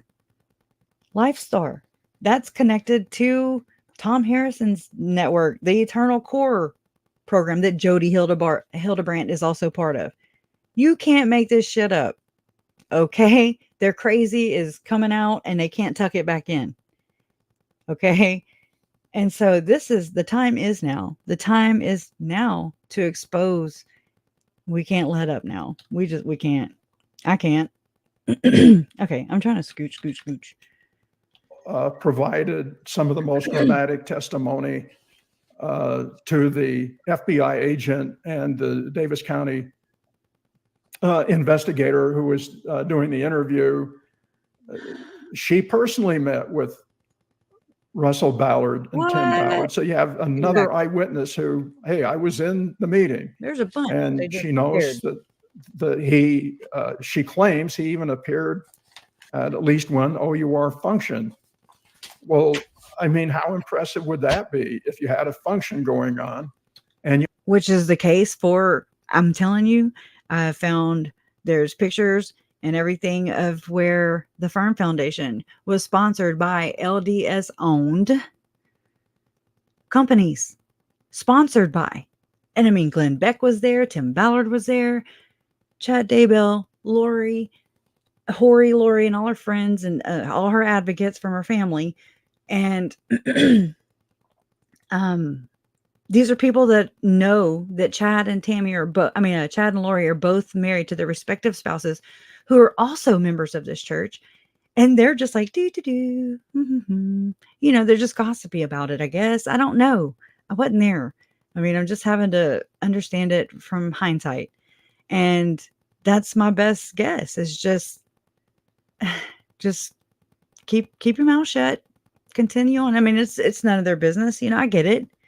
But I mean, it's also, it's just bad. It's bad. And so these are the people that they're around. And who, I mean, let's say you're in the presence of M. Russell Ballard, who is, you know, going to be the prophet of the Mormon church one day. If they all die well, you know what I mean? However that goes. And then, so let's say Brother Ballard, you know, performed your second anointing per se, maybe. I don't know. I'll never know. I just have to take the evidence that I know is there that's not just been handed to me. I've had to work my ass off for this. And I mean, I don't mind it, but I also don't like it. It really sucks when people are like, no, and they start giving the ceremony that is secret. They start putting their own spin on it. They're like, yeah, well, it's usually to married couples and you have to be a high ranking, you know, you're well off and you donate a lot of money to the church. And I'm like, that's the stupidest thing I've ever heard. Why? There are no rules because they make them up as they go. There's nothing to check them. There's nothing to hold them accountable. So they are just doing whatever the hell they want, when they want and how they want. And we're damn well just going to sit there and just be happy with it. Okay. And so while we're spinning our wheels, I mean, they're just living their best lives. Okay. Until then. And I think that's so backwards. I wouldn't piss on these people if they were on fire. Straight up. Not the ones on the left. I like these guys. But you know what I'm saying? It's just not cool. So what if M. Russell Ballard was there and performed the second anointing? Let's just say there was a second anointing. I mean, I haven't got a cease and desist yet. Must be telling the truth, right? I mean, it's the only thing I can do is speculate. That's where I'm at. It's nuts. So if that dude, M. Russell Ballard, is present and Tim Ballard's running in the same circles, which I've always suspected, always. I just didn't know how. You know, I didn't quite know how it all connected. But then Jody and Ruby happened, and I hate what happened. I hate the reason for them coming onto my map or whatever. But here it is, you know. And so I'm like, oh my God, it just opens up all these other avenues and all these other, I have had so many things answered by studying these cases and through application. And I mean, really by association, they are linked. It's just when you start really, I guess, like a shark, you know, around one person or whatever, and you just really start understanding who they are, their personality, who all they're connected to, who all they associate with, and what all, you know, you start to get some history, some context. Then you're like, oh my God, I don't want to be right, you know, but it just sucks. It sucks. It doesn't bring them back. You know, they're still dead, but it can maybe stop some future victims. That's where I'm at. You had an apostle of the Mormon church show up and in all appearances is endorsing or agreeing with what was done. And then again, she says that they met once a month. So I think that's fairly conclusive. You have Tim Ballard saying it, you have her saying it, you have others saying that they met, and then there's an audio of Catherine Ballard saying the same thing. So you've got four witnesses agreeing they met frequently. And I do have that Catherine Ballard audio if we want that. I want it in a second. Can you tell our audience who Kirsten Stockwell is? She's associated with OUR. All right. She was involved with, she has an impressive background. She's worked in Washington, D.C. She's had a lot of experience. She was working with, I believe, marketing. She was, I would say, somebody that's a little bit higher up in OUR. And she's the one that wanted to honestly promote OUR. So she kept saying, where's the proof behind the numbers? We want to make that's this on credible. The inside. And she keeps not getting that information. And I believe that Vice News, I'm not sure, has done an interview with her. I've interviewed her, not interviewed, talked to her husband briefly. I've left 2 messages. She hasn't returned calls.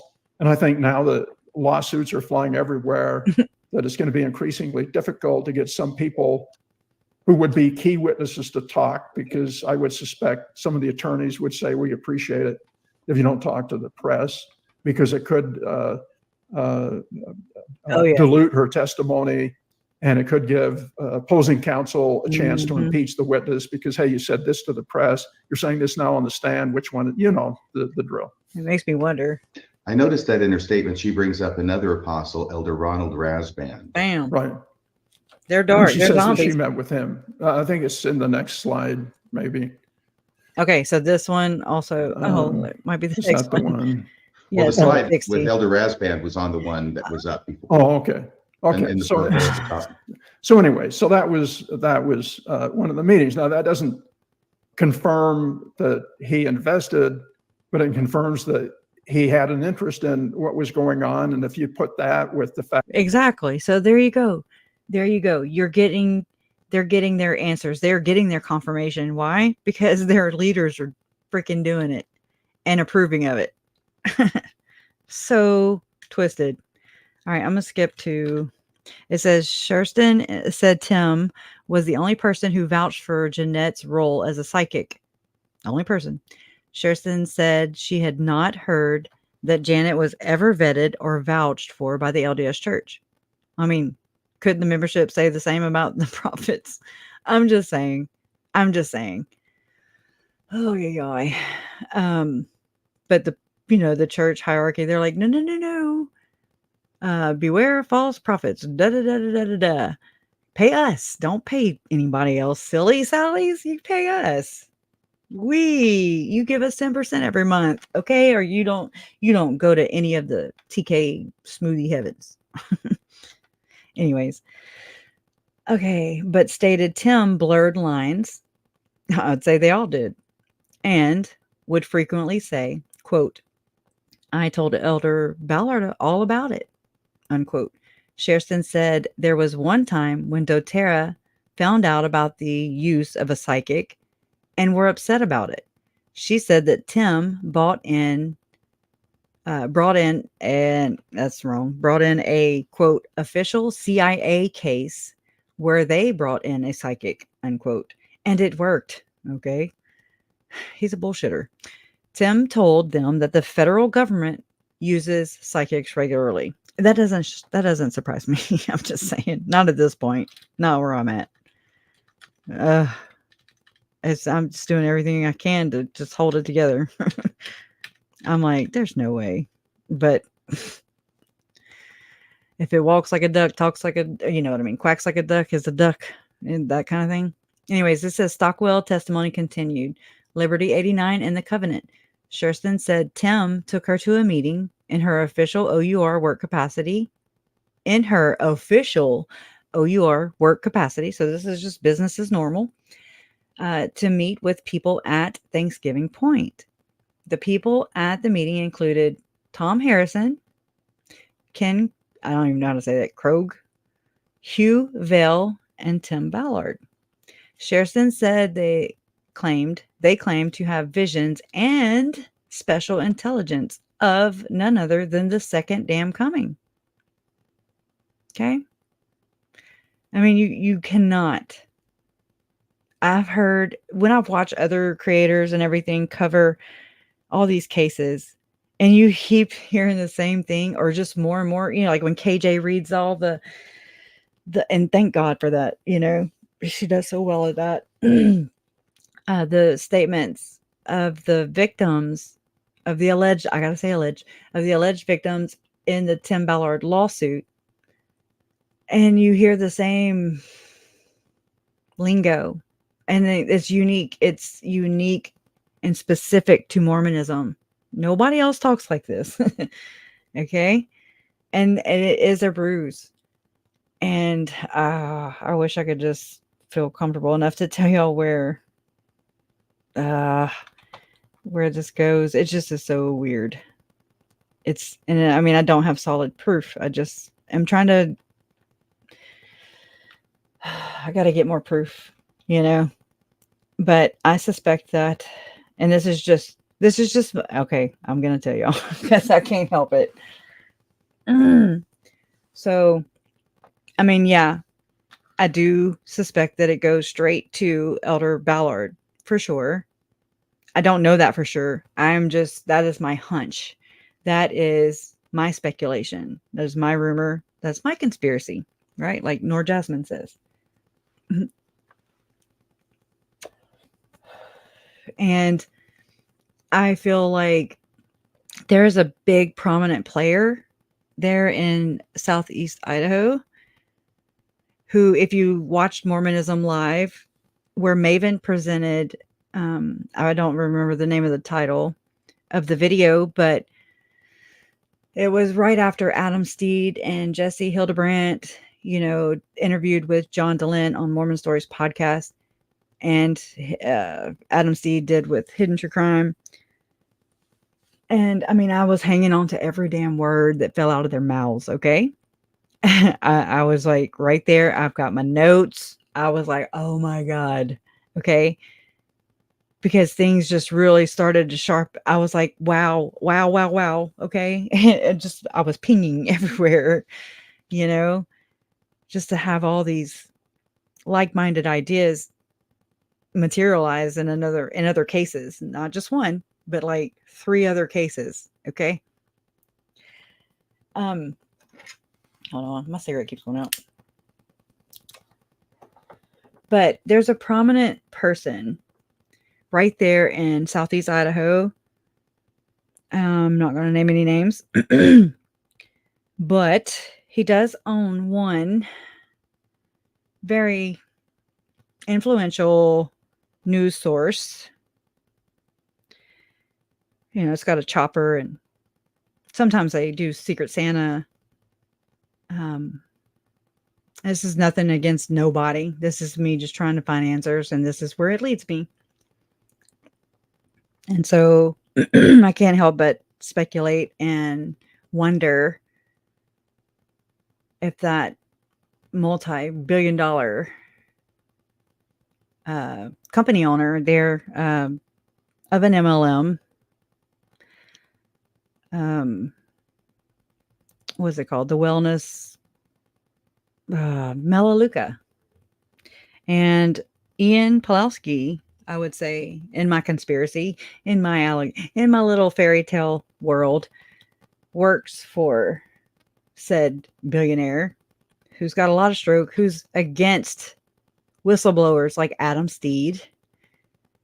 If you'll watch Mormonism Live right here, if you'll go watch, I'll have to go fetch that link for you to go and see for yourself. Oh God, I don't want to name the name, but the initials would be F as in Frank, V as in Victor. I'll say Victor. And it's alleged that, or Adam Steed alleged that that person was against him when he was coming out and exposing whistleblowing, blowing the whistle on his abusers, okay, that were in the Boy Scouts of America scandal, cover up, the whole freaking horrible thing. Oh, it's gross, but it just goes to show you that good does win in the end, because you hit them where it hurts, and that's in their pockets. These people don't have a soul, in my opinion. So you hit them in their pockets. Yes, it is intimidating, but it's not impossible. And I think that power is in numbers, strength is in numbers, and that's where we all band together and we stand strong against these people, because Tylee and JJ were nothing to them, are nothing to them. Nothing. They are a nuisance. They are causing them uncomfortable situations. How dare I? Trust me, people are going to just call me out for this in the comments as we go on, however long this video stays up. Where, how dare you? You see it time and time again. When Tim Ballard, he's like a damn, demon in a corner, just like Lori and Chad. How there are Chad and Lori supporters, okay? There are people on the other side of this thing who think that what they did was in righteousness, just like they think what they did was in righteousness. Okay? And it's so disgusting. It's disgusting. It's like gaslighting. It's it's projection, deflection. Then there's this whole persecution complex that comes into play, and then they want to help or bless you. And I'm like, no, thank you. Keep your blessings. Thank you. I don't pray that way, right? It was canceled the day before the alleged meeting with the 12 apostles. Oh, I wish Mike. And she's just talking I wish Mike was over here, but he's not. He's over there. I'm just kidding. About 89, and what I believe is that Liberty 89 was quickly replaced by another entity with a similar name called Liberty and Light. And I was going to go into detail about that company in this presentation, but then decided not to. That's something I may go into later. I love Lynn. 2 points, Lynn. First off, Mike, who's done an incredible, wonderful. Tom Harrison, who I think is a name in apocalyptic Mormon circles. Yes. Tim Krogh, Hugh Vale, Tim Ballard. Churston said they claimed to have visions and special intelligence of the second coming. Mm-hmm. Well, you know about Tom Harrison, right? Yeah, he's had lots of visions about the second I would coming. like to know more. Sure. And it's not unusual. He likes to meet at Thanksgiving Point. It's not unusual that this happened. There's a lot more that's going to come out about the relationship between Tom Harrison, Janet Russin. There's more that's going to come out. And Tim Ballard. The question is that what did Russell Ballard know about this? Yeah, what did Russell? And if he knew about it, did he look the other way? Oh, or yeah. Was he one of the believers? Did she ever do a reading for him? Was he calling the damn shots? Like my gut tells me, yeah. Okay. And did he want something like that? And remember, you have witnesses say that Tim Ballard said he told Russell Ballard about it, but that could be a lie. So it doesn't necessarily mean that he knew about. But if you meet regularly, sometimes more than once a month over almost a 10-year, well, easily a 10-year period. Say 40 years. You're going to discuss the things that are important. And Janet Russin was extraordinarily important in Tim Ballard's life and in his wife's and in other people. His great grandkid. I told you about talking to an operative earlier today, and she had a reading from Janet Russin, and it was very much like a patriarchal blessing. I would love to tell y'all my theory on this, but it's crazy.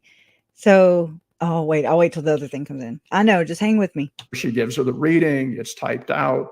you get a copy, and it's something that you do, like with a patriarchal blessing, is something that you study and reflect on once in a while. How many people can kind of see that that would be maybe the roles that came into play, with, how JJ was, what was the name? Jonathan Edwards in the whatever hundreds. I don't have it with me right now. And Melanie Gibb was Phoebe, and we found out that Audrey was Joanna, right? Okay, and Methuselah and all these names. Okay, what if? And this is just a big what if, and just let me know if I'm away. Let me know. I don't want to be surrounded by yes men. Okay, I need resistance. I welcome it. Okay, because it's very important, and I mean it is. It would affect how I continue on, or I don't know. It has, because I'm so reserved about it, but I can't help it. I can't help where I keep circling back to. It's like one of my feet are screwed to the floor, and I just turn in a circle. Yes, it's like I'm right here. I'm circling the wagons. I am circling the drain. Riding the damn tractor. Another round, and I always wind up in the same spot, and I try not to. But what if that patriarchal wink, blessing, is actually these roles that are handed out? You remember when Chad and Lori were texting each other, and I don't have it to show you, but I'm just going to kind of explain it to the best of my ability. But he says something like, he says this to Lori, something like, yeah, well, it worked for one of my neighbors and Stanley and George Bush and da da da da da. And I'm just like, what the hell is he talking about and why? Okay. And so what worked for one of his neighbors? What was it? And so to get the context, I'd have to go find the damn thing, but not right now, because I don't have it right here at my fingertips, and I've already taken so long. But what if these patriarchal, which I've always suspected the patriarchal blessings were poo-poo. Okay. That's straight up poo-poo, just like everything else. And everything that this church or this organization does is with intention. Everything.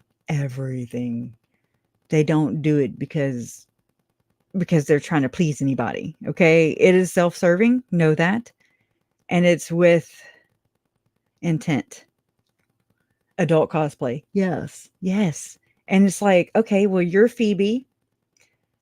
And Lori, you are, what the hell? Elena. And this is James.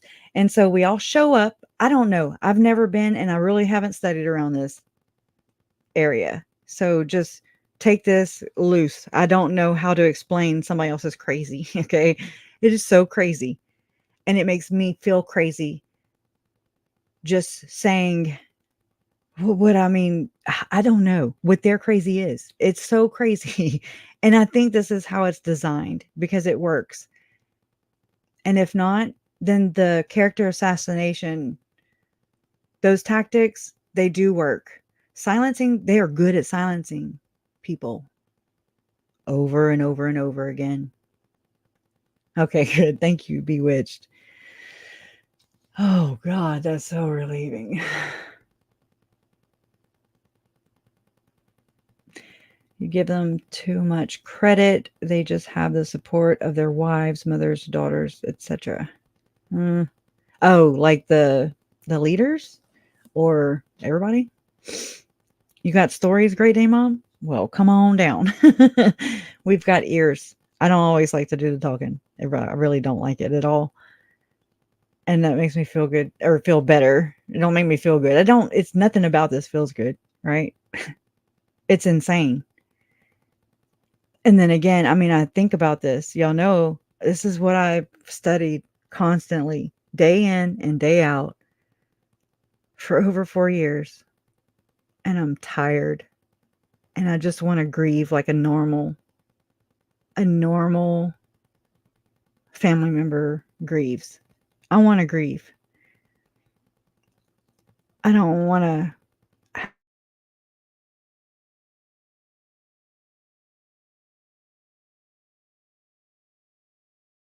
all the things, right?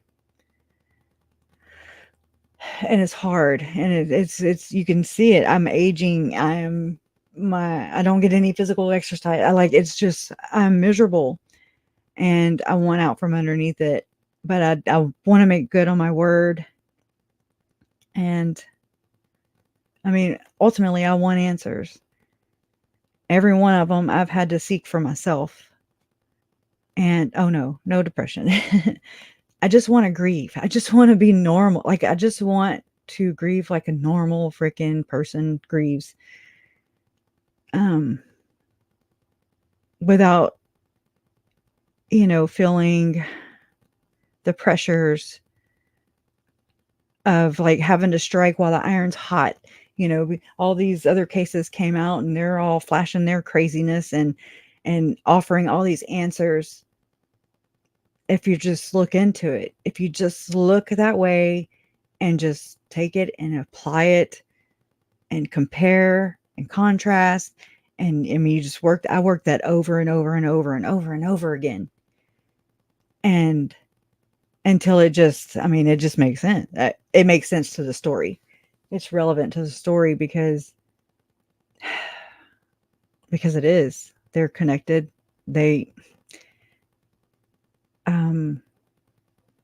That is this and this is that. I don't know how to explain it. It's so big and it's so ugly and it's so dark. It is far more dark and far more sinister. Just like my uncle told me in my dream. That is, I'm like, oh yeah, that's it.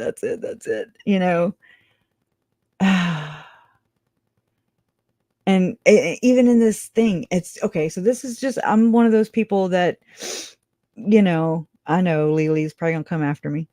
Be nice. But I do feel like the universe gives us signs. I do. I really do. There is pattern. I mean, we have our weather patterns. We have the solar eclipse, we have patterns. And this world has been around for a long ass time. And I do feel that the universe gives us signs, not that we are seeking, but just out of nowhere. And they're just like these little affirmations or even words or even feelings of like, that doesn't feel so good. Like not good, but that doesn't feel right. That's not a good situation, or I don't know, just instincts. I don't know how that works. I ain't got time to study all that. I can't possibly fit anything else into my brain. And in this presentation right here that Lynn Packer is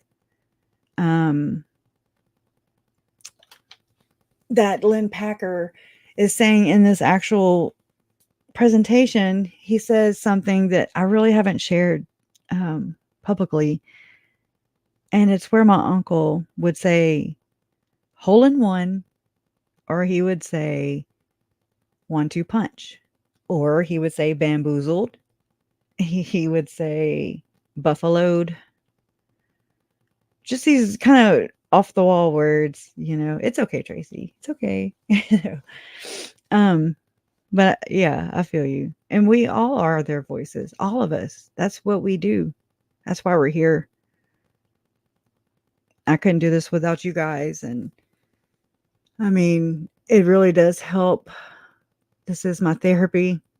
It has been, since you guys have been gracious enough to just be here. Give me your time. Your time is something you never get back. And I appreciate that with my whole heart. I really do.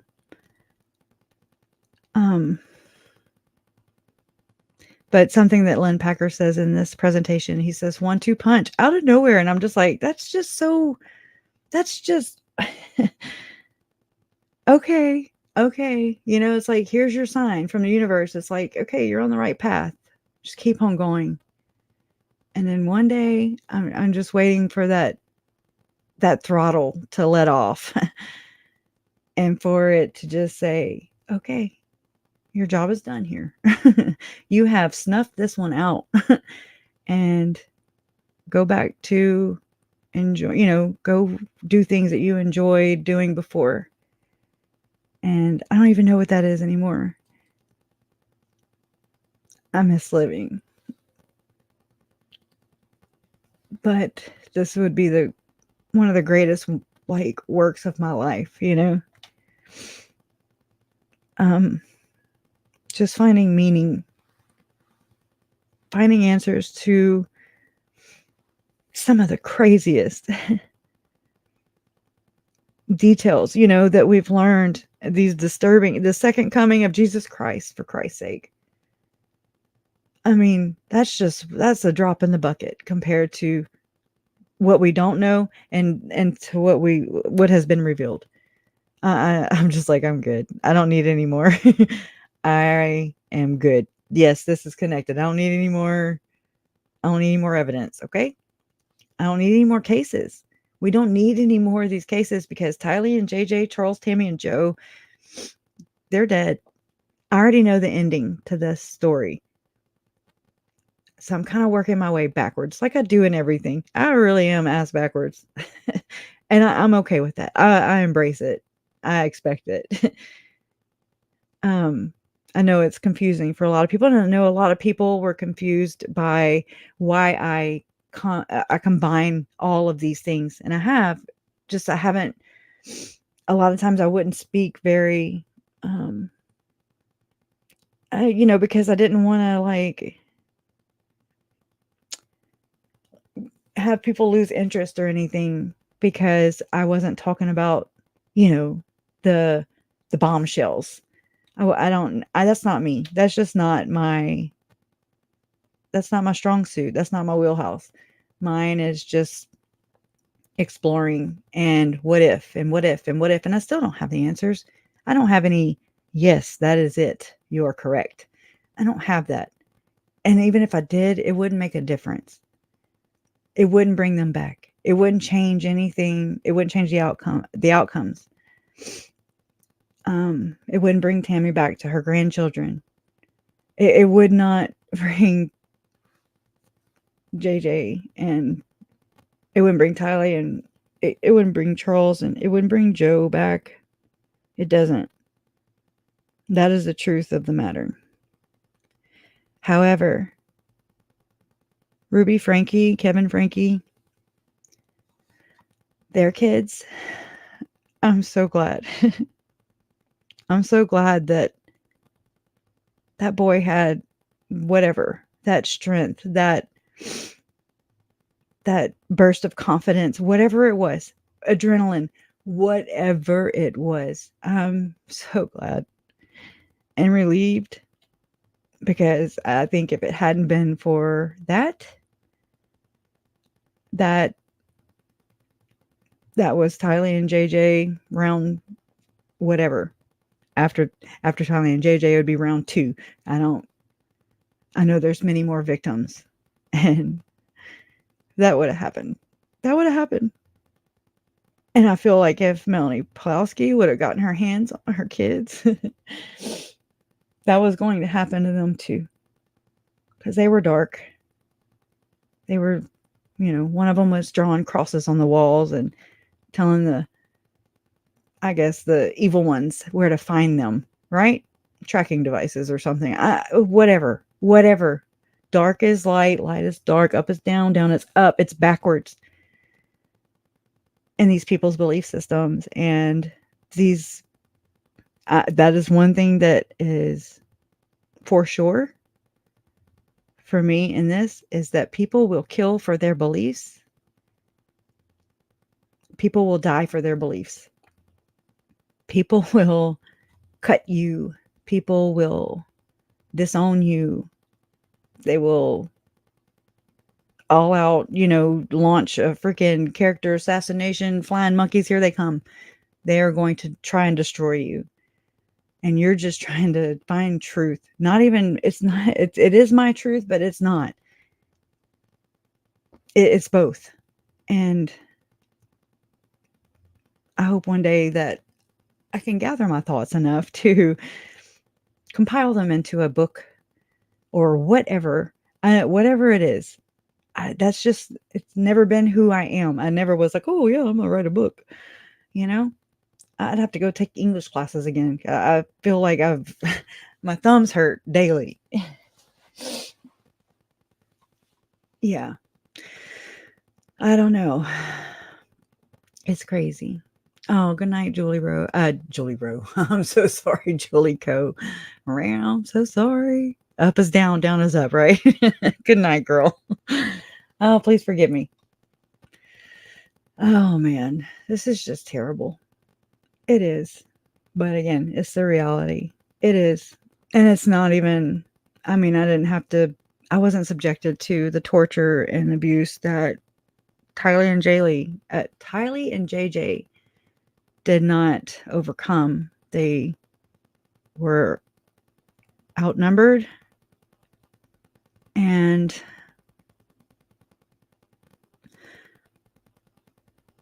it just sucks. It really does. It really does. I just I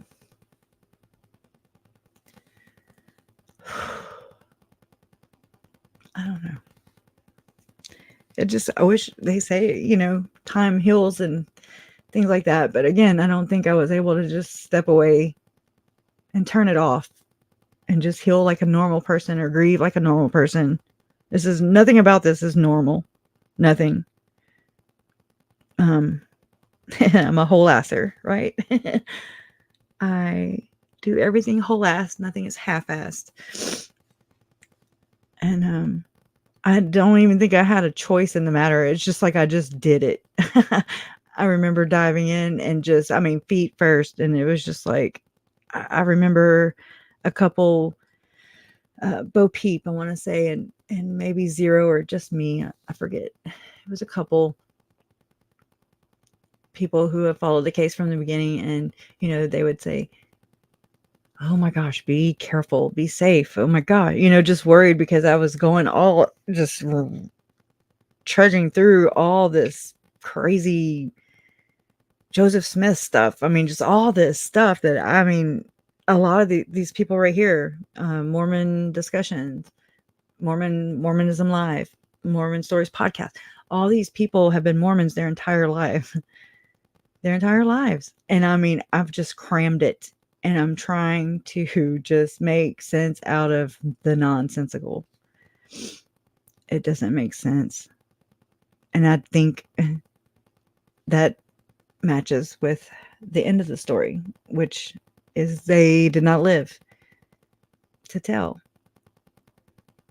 That is the outcome.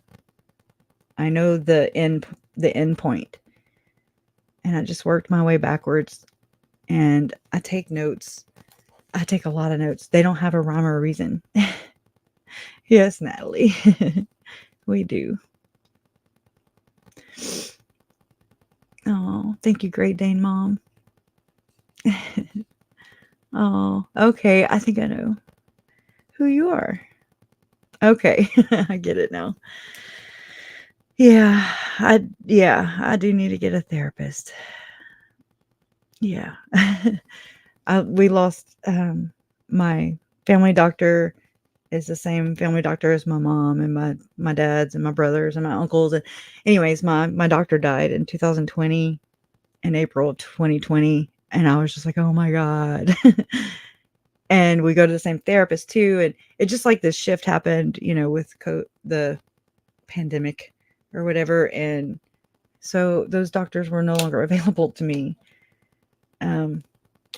But that's no excuse. I just need to it's just hard to go talk to somebody who doesn't understand just the basic or your past. I don't want to, but maybe it would be good if I just start at the beginning, wherever that is.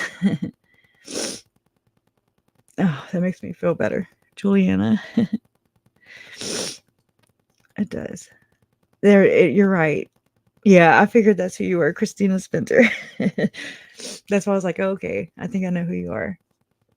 Yeah, this is part of my healing.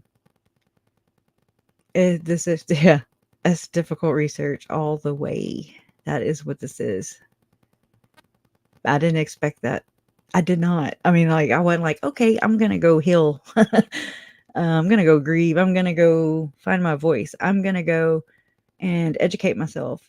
And I'm going to go exploring and kind of just present things and just, I don't know where this goes.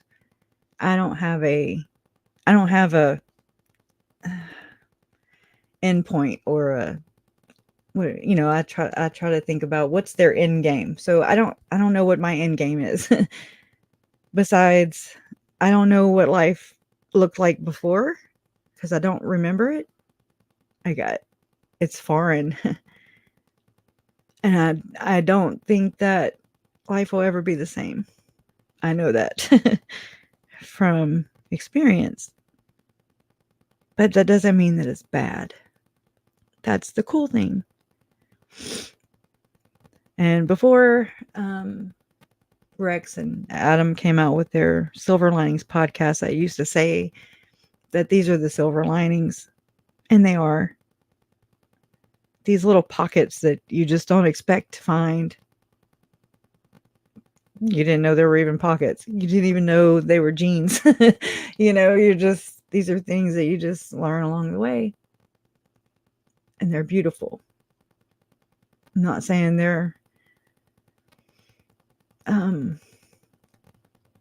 at the most opportune moment or how you would envision it or imagine it. They're just these little surprises and you don't expect them. And you know that is universe, that is source, that is your maker telling you that it's all okay and that you can trust in humanity and it's not all lost. Because these people are so deplorable. They scare me. And not in a... I'm not scared like that. They are just... It's like hell on earth. And I'm not even a victim. I'm not Tylee. I'm not JJ. I'm not Charles, Tammy, or Joe. I'm not the Hamlin girls. I'm not the Franke children. I'm not Adam Steed. I'm not Jesse Hildebrandt. But but I am, you know. They're kids. They're children. And no, Jim Caviezel, God's children are not for sale. They're not for borrow, for loan, for trade. They are not for exploitation. They are not for you to abuse. They are not. They just need to be kids. And it's just terrible. I've not heard of this. Have you ever seen Megan Devine's book, or I guess that's how you say it, or channel? She has a great 5-minute video on finding a good therapist for grief. I listen to her book a lot. I highly recommend it. I will take a look at that. Thank you. Thank y'all. I just don't know who these people are, Lee. I'm just like, are they human? Or are they subhuman? I don't know enough. I don't know. I ain't got time for all that. But I'm just like, there's no way. There's just no way. They don't have a soul, or they don't have a conscience. They don't have a heart. They have no empathy. They're psychopathic.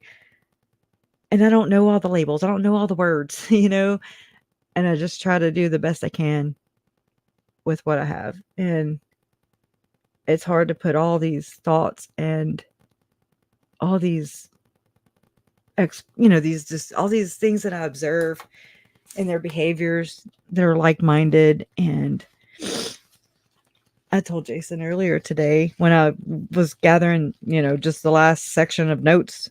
I mean, I'm talking notes, okay? Notebook paper, ripping it out. And I don't know. But I'm just like, oh my God. It's kind of like a journal. It really is. I finally remember thinking, okay, I need to start writing dates on these at least, or where I got it, what I was watching whenever I took the notes, that way I can say and explain how I got here and breadcrumbs, if you will. But, I'm just trying to, let me find one. That way I can share it with y'all. I guess after this live, I'll put it in the description box. I'll leave the links or whatever to the Canva docs that, that I created. And I want y'all to go in there and look at the freaking connections of just the guy. What'd they say his name was? Oh crap. Ken Krug or whatever. Oh my God. Okay. And it's Boy Scouts of America and yada, yada, yada. And one of the guys that Krug, I don't know how to say his last name, Ken. And he's like hanging with, he actually financed or whatever. Well, no, because it's a 501c3. There you go. Listen to my gut. Thank you, Hope Grace. Oh, thank you for the hugs and love and thank you for the support, and just thank you for being here. Just thank y'all for being here with me and just real, it's like it's hard to be vulnerable, but then it's really not. It's really not.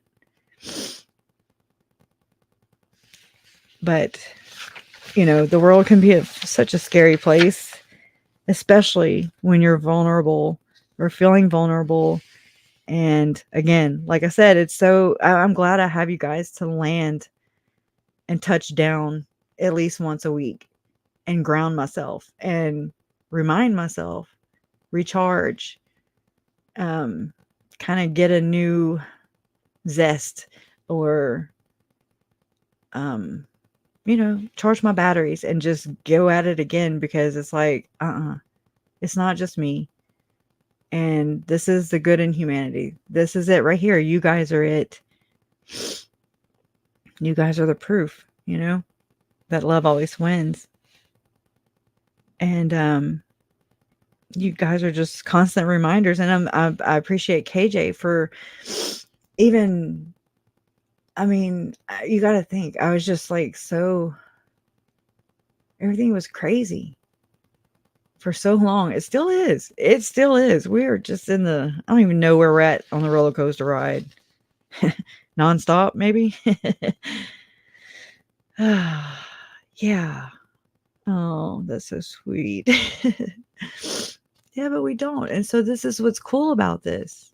This is awesome. This is something that people 10 years ago didn't really have at their fingertips, or 20, 30 years ago. How did those family members carry on without a whole freaking village to help them do it? It's the coolest thing. It can burn you too, but that's just like everything else in life, I think. It is really awesome. And humanity and the good in humanity, the love always wins, reminds me why I'm doing it in the first place, Yeah,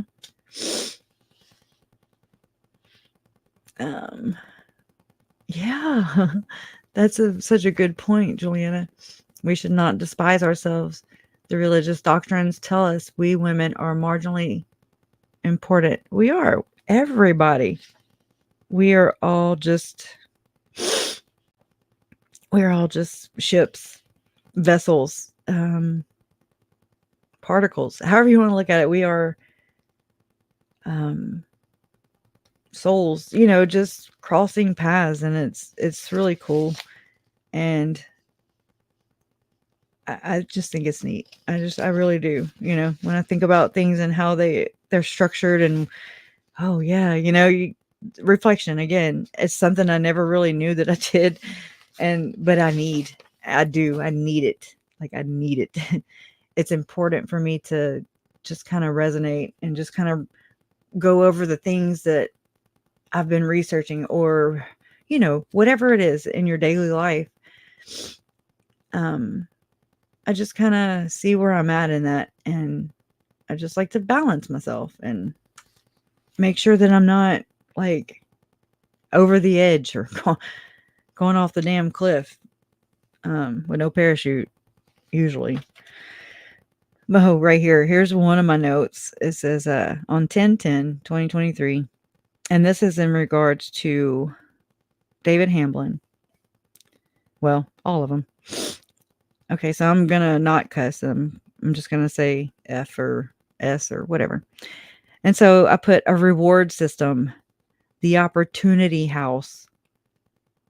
Karsten opposes reward plan in teaching good home habits. Okay, these are headlines that were from back in the day about Robert Hamblin, which is David Hamblin's dad, who was into behavior modification in juveniles.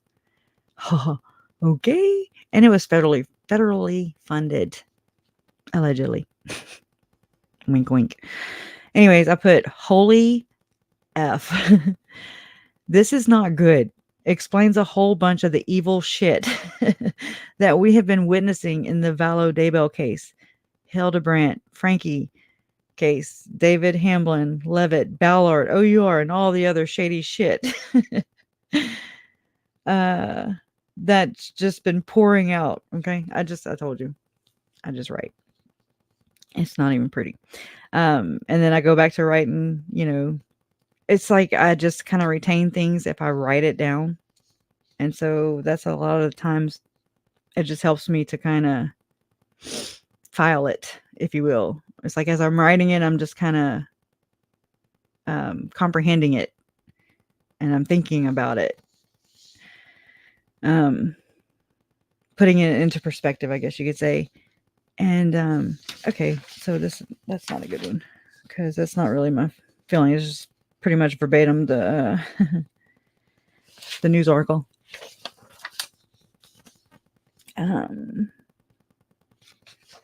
Well, crap. I wish I'd have kept them right on top. They're not far though. There's hold. I just want to share them while I have them right here. So, I mean, like, it goes from Tim Ballard and OUR, and then it goes to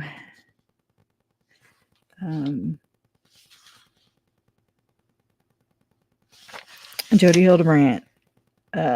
Like right here, it says Jody Hildebrandt LLC'd a new company. This is from 10/9. My notes from 10/9. So she LLC'd a new company from her address, 854, I don't know how to say it, Tallgoo Court, Ivins, Utah, and under and under her name as registered agent and as member, named it Connections Mental Fitness Trainers LLC. In 2021, when they all stopped talking publicly about Connections classrooms, they LLC'd Connection Mental Fitness Trainers LLC. And so I credited Jessica Danielle YouTube channel for that. She's a good little researcher, her. And then I put Pearl Haven / Jessica Munoz, and she's the OUR. Was over the I want to say she's in the Spear Fund with Tim Ballard also. And then I wrote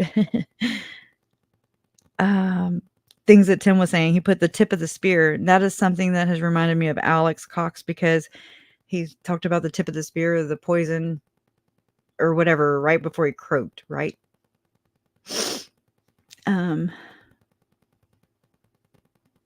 Yeah. Let's see. And then I just write little notes. I'm just like, I put, he has 17 million racks, $17 million, right, in the bank. That was Tim Ballard. And then he was talking about his Spirit Fund is what it was. And this is after he left OUR, right? And so the Spirit Fund is basically another 501c3. And it's to kind of, I don't even know. It's weird. It's a weird cause. Okay. First off, we know he's not going to do it. Croji. Okay. Thank you. It takes a village, right? Thank you, Janelle. But yeah, so he was explaining it, and this is, back on October 9th, which was the day Tammy got shot at, right? And anyways, I wrote upscale Ritz-Carlton grade rescue. That's what I put, because he was like, we're not just gonna rescue. He was just like one-upping it. Like, he's just so full of crap. He is full of crap, and he believes his crap. I think he believes in his own damn lies. I do believe. That's my opinion. It doesn't help that my whole little countertop right here is my keyboard. So I have to put everything on my keyboard.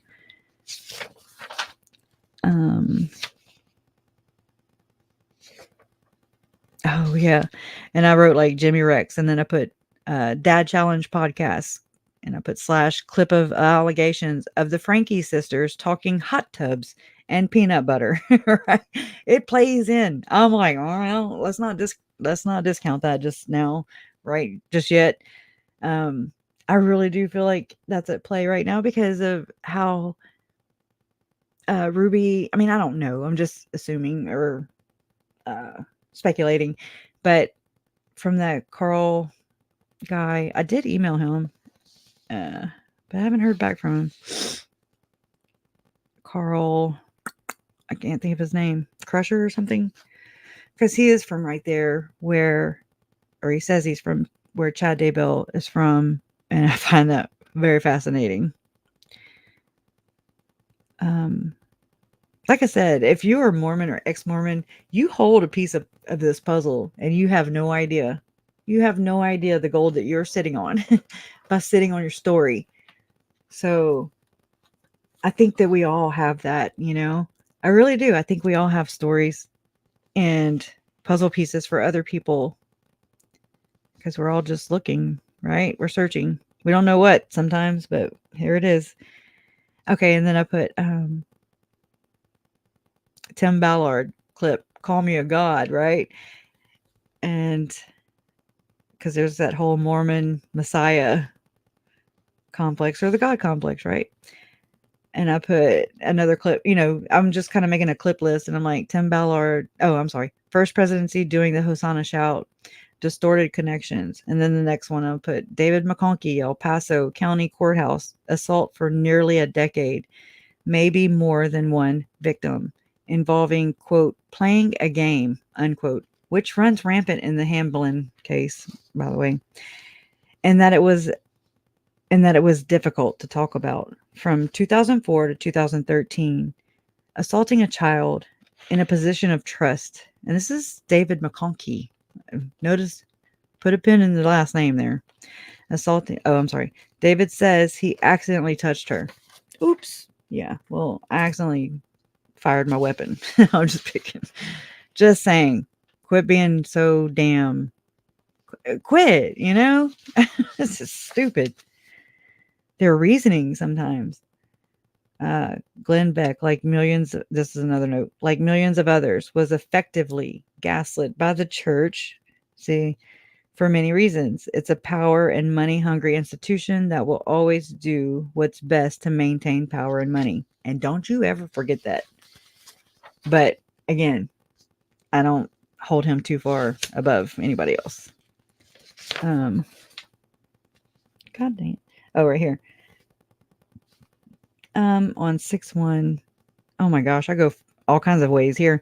On 6/1, Nancy James wrote in a Facebook messenger type post to an anonymous person, posted in a Facebook group, and then I stopped. Anyways, and so then I went, connections. What is love? Love is not a feeling. Love is a principle. Principles versus distortions. Principles means anything good and godly. Distortions equals anything adversarial. And then I put status hearing, September 18th. Okay. Yeah, that was Judy. Why do I always say Judy? Their damn names. Oh, and here's just some of Melanie Gibbs' transcript or whatever. Says, question. So you got back from a real estate event sometime late afternoon, something like that. Is that correct? And she says, something like that. And I think prior, he says, you and your boyfriend drove over to Lori's apartment. And she says, after that meeting, yes. And he asked, did Alex go with you in the same car? She says, no, he had his own vehicle. Question. Okay, did Alex go over to Lori's apartment as well that day? Afterwards, she says, I don't recall. I don't recall when he did. He was in and out often. And John Pryor says, I'm sorry, what?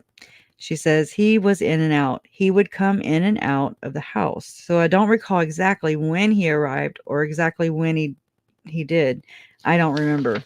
And that seems to suit her, right? It's just self-serving. Pryor, okay. And the purpose of that was for what, ma'am? And she says, Chad wanted to show this piece of land to David, and he encouraged him to consider building on that land. And then John Pryor says, oh, okay. Is your boyfriend in the real estate business, ma'am? General contractor, she says. Was Lori Vallow present for that? Melanie Gibbs says, no. Was Alex present for that? Yeah. Pryor said, okay. And then he asked, and what time did that end? She says, I don't recall. He asked, he asked, was it a long visit? She says, I would say an hour-ish. Pryor says, okay. He asks, now on the night of the 22nd, Alex Cox was babysitting JJ. Is that what I recall from your testimony? Yes, she says. He asked, okay, so I'd like to go through a brief timeline, if I may. She says, okay. Okay, and it ended. That's what I'm saying. I dip in and out. I orbit everywhere. I wrote, the visceral Mormon grifters continue. Visceral shaming code equals honor killing. One cannot underestimate the power of impurity. Find as many photos, examples of shaming in the Mormon culture, i.e. chewing of old bubble gum. Oh yeah, and I remember that muffin too, or whatever, that cupcake. And then I put, let's face it, these are not good PR days for the church. It's not too much of a stretch to think that the guy who commissioned a painting of Harriet Tubman and other absolutionists bowing to him, carrying a child, thinks of himself as a messiah. Ballard is quoted as saying that he met with Trump and that Trump is, quote, like Moses. I think he realizes that he don't need M. Russell Ballard's support. The entirety of the Christian right supports him adamantly. Right? How dare Tim Ballard think that he is some new Mormon Messiah? Everyone knows that Chad Daybell. Oh no, this is somebody's comment. Everyone knows that Chad Daybell holds that office. I don't know who wrote it because I didn't. Maybe that's. I don't know. I don't see. I honestly don't think Russell Nelson thinks about those children. I'm sure he would pressure them to forgive the perpetrators. I agree with that. So you can take the Lord's name in vain, but don't dare take Elder Ballard's name in vain, right? Restoring America to the covenant. God calling Tim Ballard to restore America to the covenant. Tim Ballard would say that M. Russell Ballard endorsed Liberty 89. Psychic medium J. Russin. This is early notes. They need psychic psychic since none of these patriarchs possess the gift of a seer, prophet, and revelator. Teflon Tim. Okay. Can someone give me the number of that psychic? I have some questions for Nephi about some missing evidence. Oh my God. Hashtag abuse happens at home. Please refer to 8 passengers. I don't know why I've heard that. She said, had another meeting with both Ballards and with Elder Rasband. She has seen Tim Ballard in the presence of M. Russell Ballard and another with Tim Ballard. Ruby Frankie's mental defect tactic for defense. Her sister said Ruby tried contacting their mother about things from child. This is where I think that comes into play. Hey, Mary. Glad you're here, girl. We're never late. Okay. It says, her sister said Ruby tried contacting their mother about things from childhood. I think this is something that happened in their childhood. And some are like, that did not happen. And some are like, yes, it did. You know what maybe there could have been some abuse or something in that home. I mean, we don't know. It's speculation.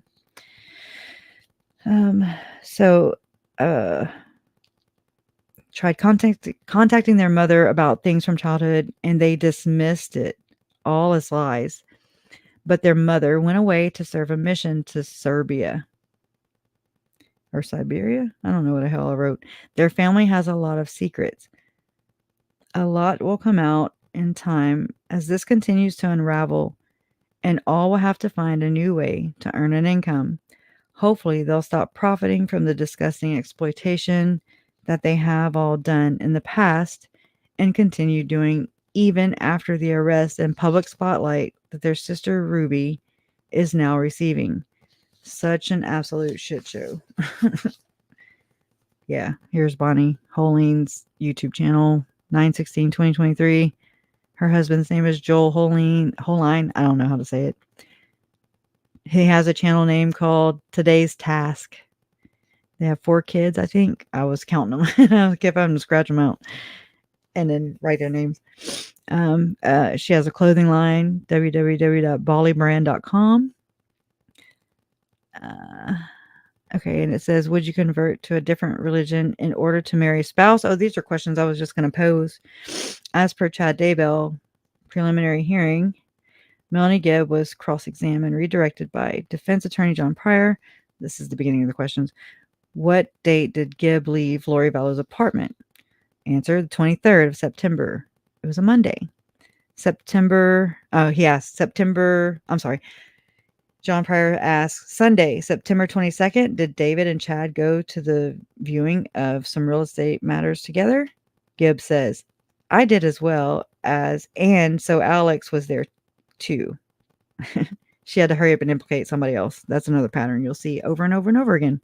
They're doing it too. Well, it happens in the Catholic Church too. It's like justifying, okay? Oh yeah, I've seen the Jesse Hildebrandt interviews. Oh yeah. That one there, I mean, my heart. Whew. I feel that girl, you know? Okay.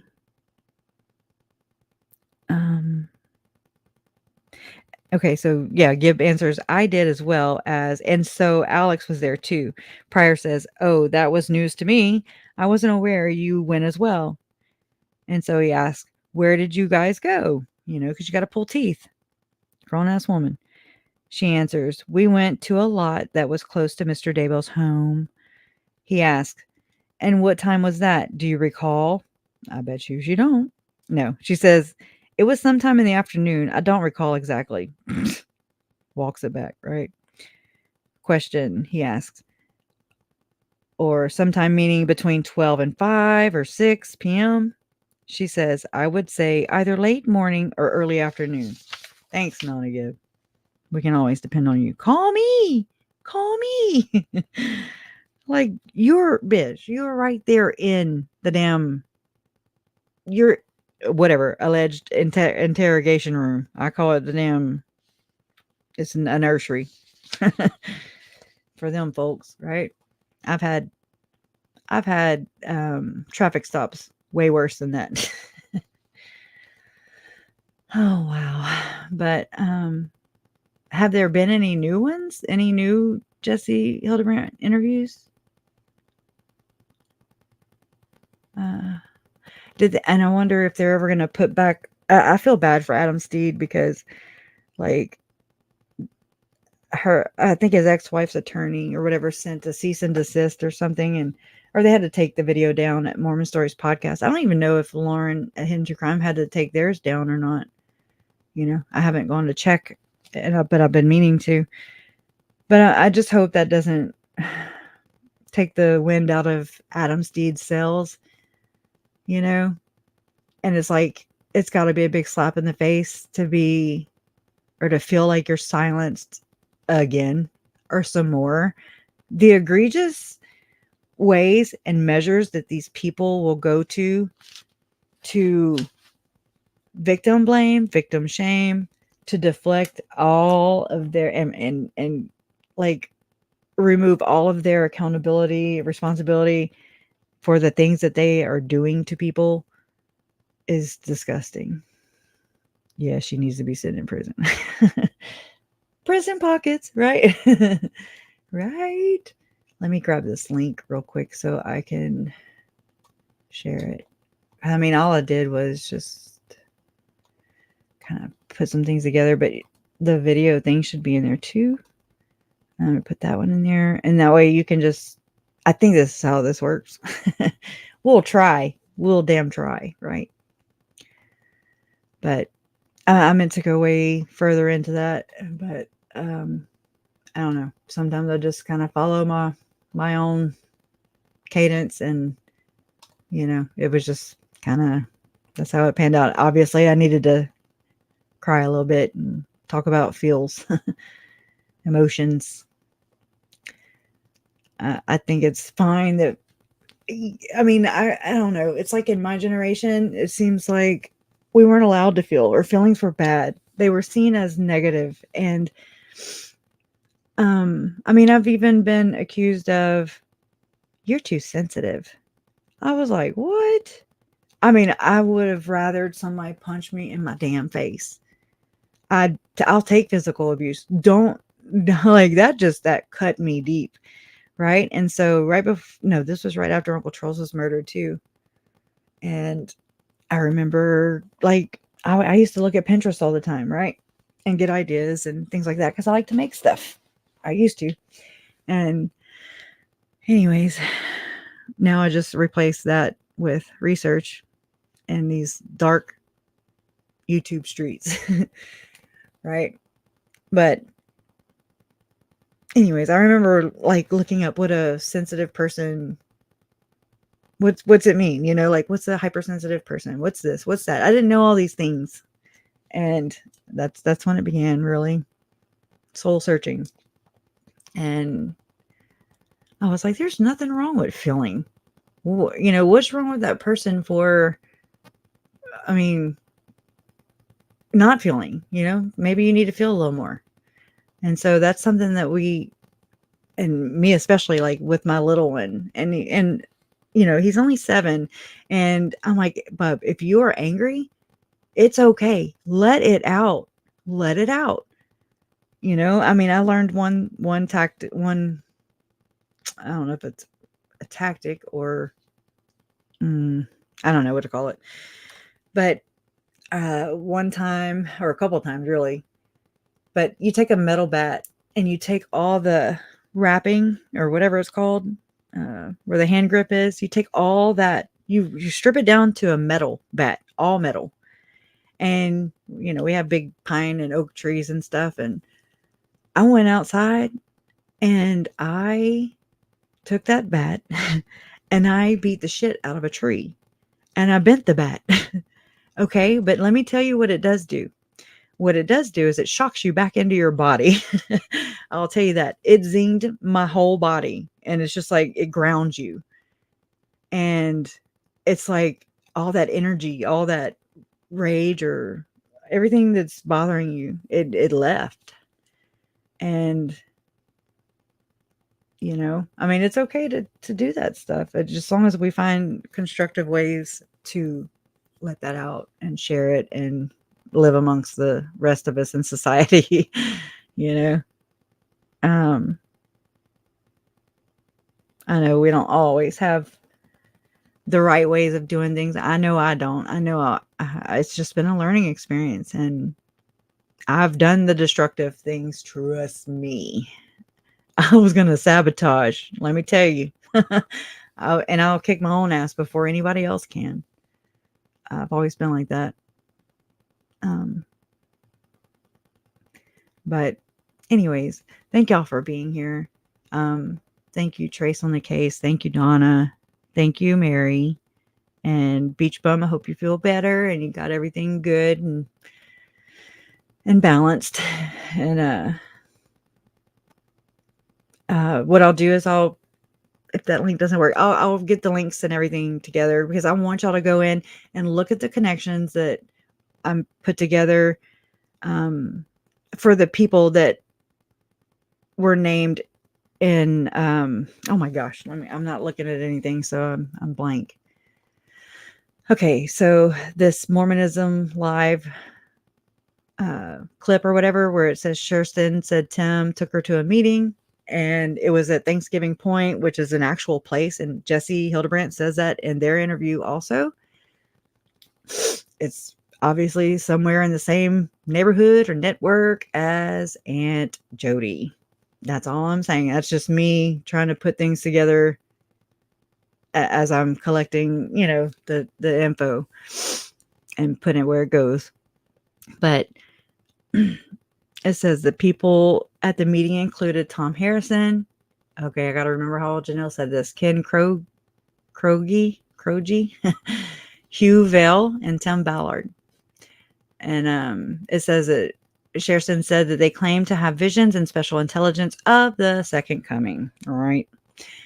Tim would say that Emerson Ballard is a part of Liberty 89.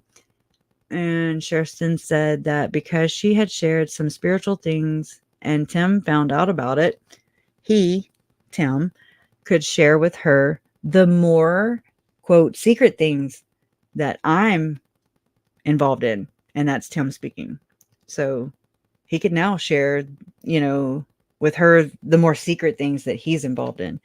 Sherston said during this meeting, they spoke about Liberty 89, American being a fallen nation, and how it was Tim's calling to do these things with OUR and restoring America to the covenant.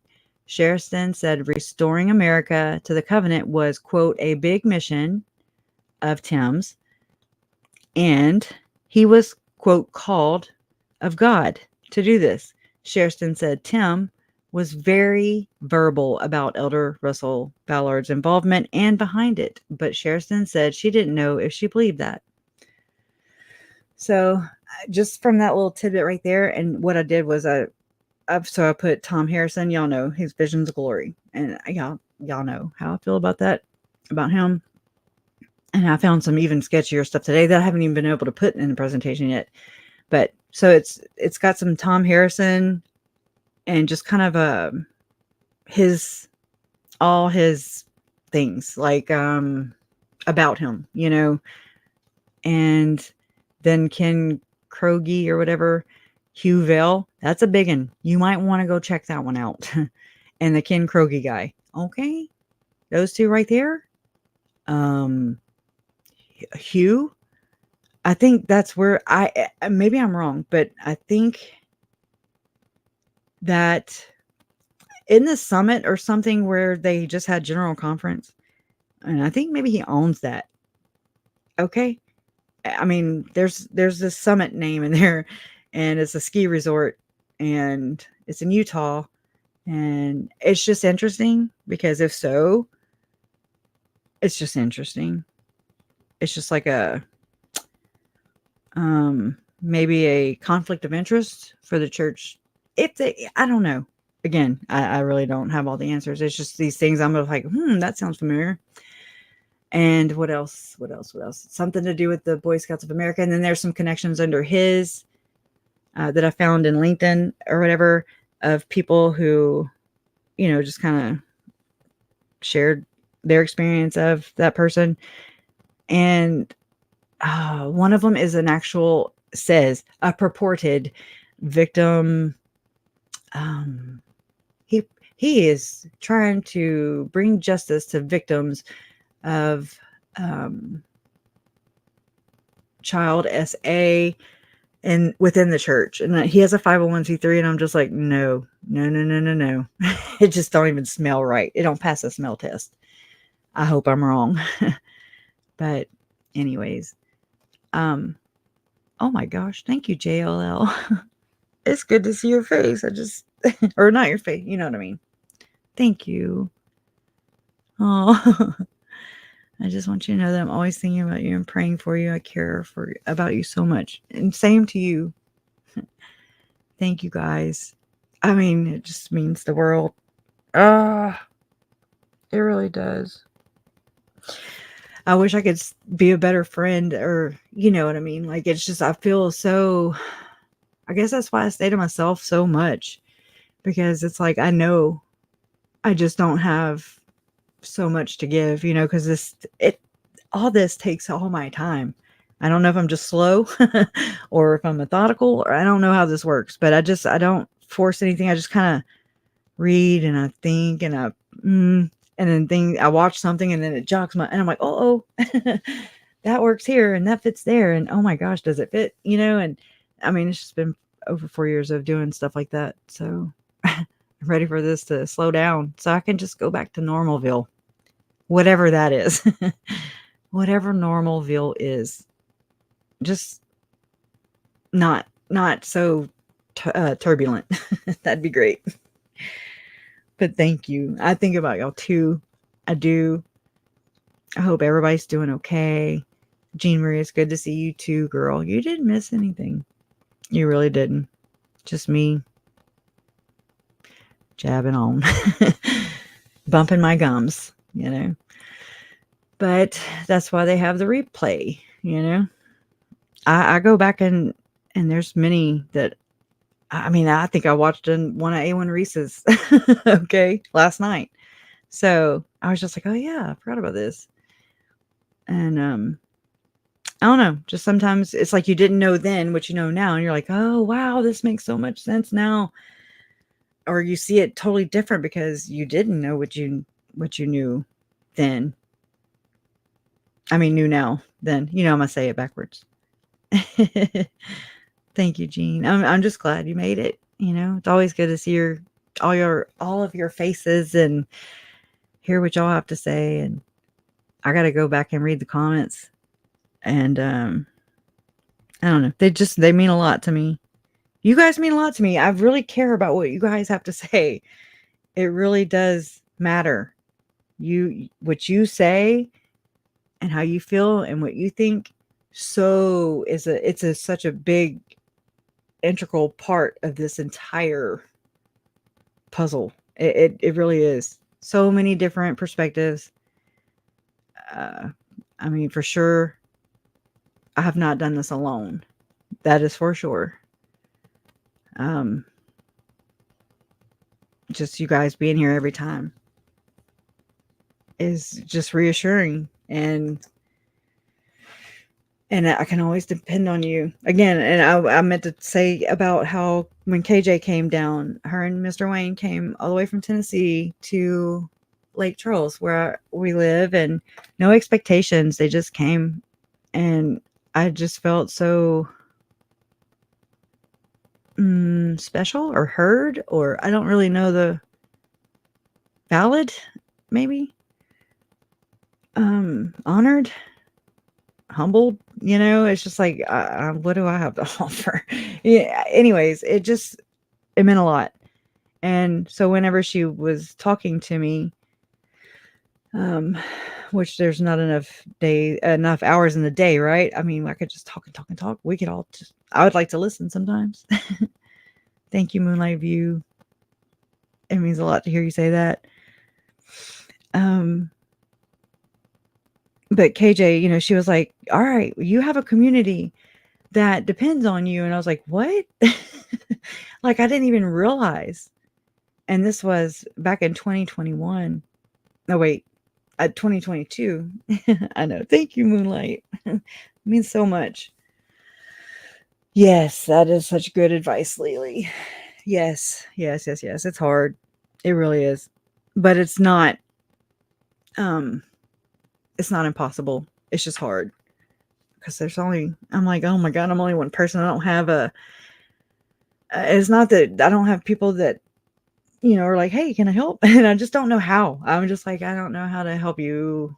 Help me. I don't know all the things, but we're trying and we're getting there. But it's a process. But yeah, KJ told me that I had a community, and I was like, I have a community? Like, I never looked at you guys like that. I looked at you like, oh, Krogu. Okay. Janelle has jokes.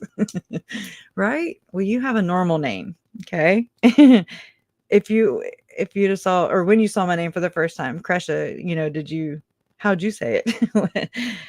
I'm wondering. It's crazy. Poor kids with really jacked up names. And we never have the personalized coffee cups and license plates for your bike. Yeah, we'll get there. You're right. It's a process. Rome wasn't built in a day. So, and it's okay. It builds character. It builds friendships. It builds a lot of things. It's just, it's a lot. Hopefully we hear soon about the children's remains so that we can give them proper burials that they deserve. Chad Daybell, I thought about this one day, and I was like, this sounds so jacked up when you say it out loud. Chad Daybell is the only one on this planet with that pleasure, or that luxury, not pleasure, with that luxury. Chad Daybell has had the only pleasure or luxury of burying those kids to date. Just saying. And that pisses me off all over again. It does. Right there with his wife.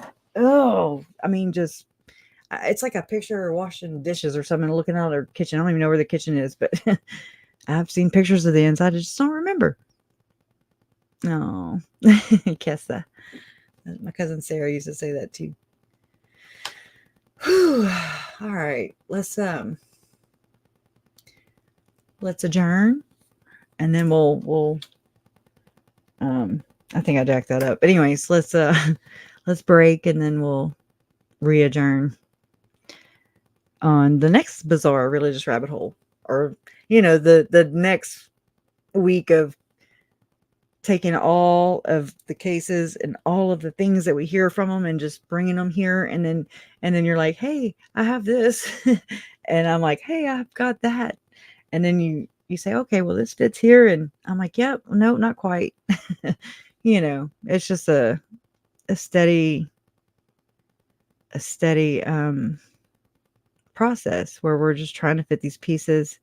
And it's important because it tells the stories of Tylee, Charles, Tammy, JJ, and Joe. They're not here to tell their stories. And that's not my job. I'm not the only advocate here. My parents, Annie, Rex, Adam, all the people who have been affected by this. We're not the only advocates. I just happen to know them personally. But you guys are an extension. I'm an extension of their voice, and you guys are an extension of their voice. We're all, and so this could be really big. It is really big. We just don't realize how big it is. How much strength and power we do have. We really do. Not in a negative way, in a good way. And they need us. The kids need us, and by all means, we need them too. So I love you guys, and love always wins. You guys are proof of this. Justice for Tylee, Charles, Tammy, JJ, and Joe. Bye.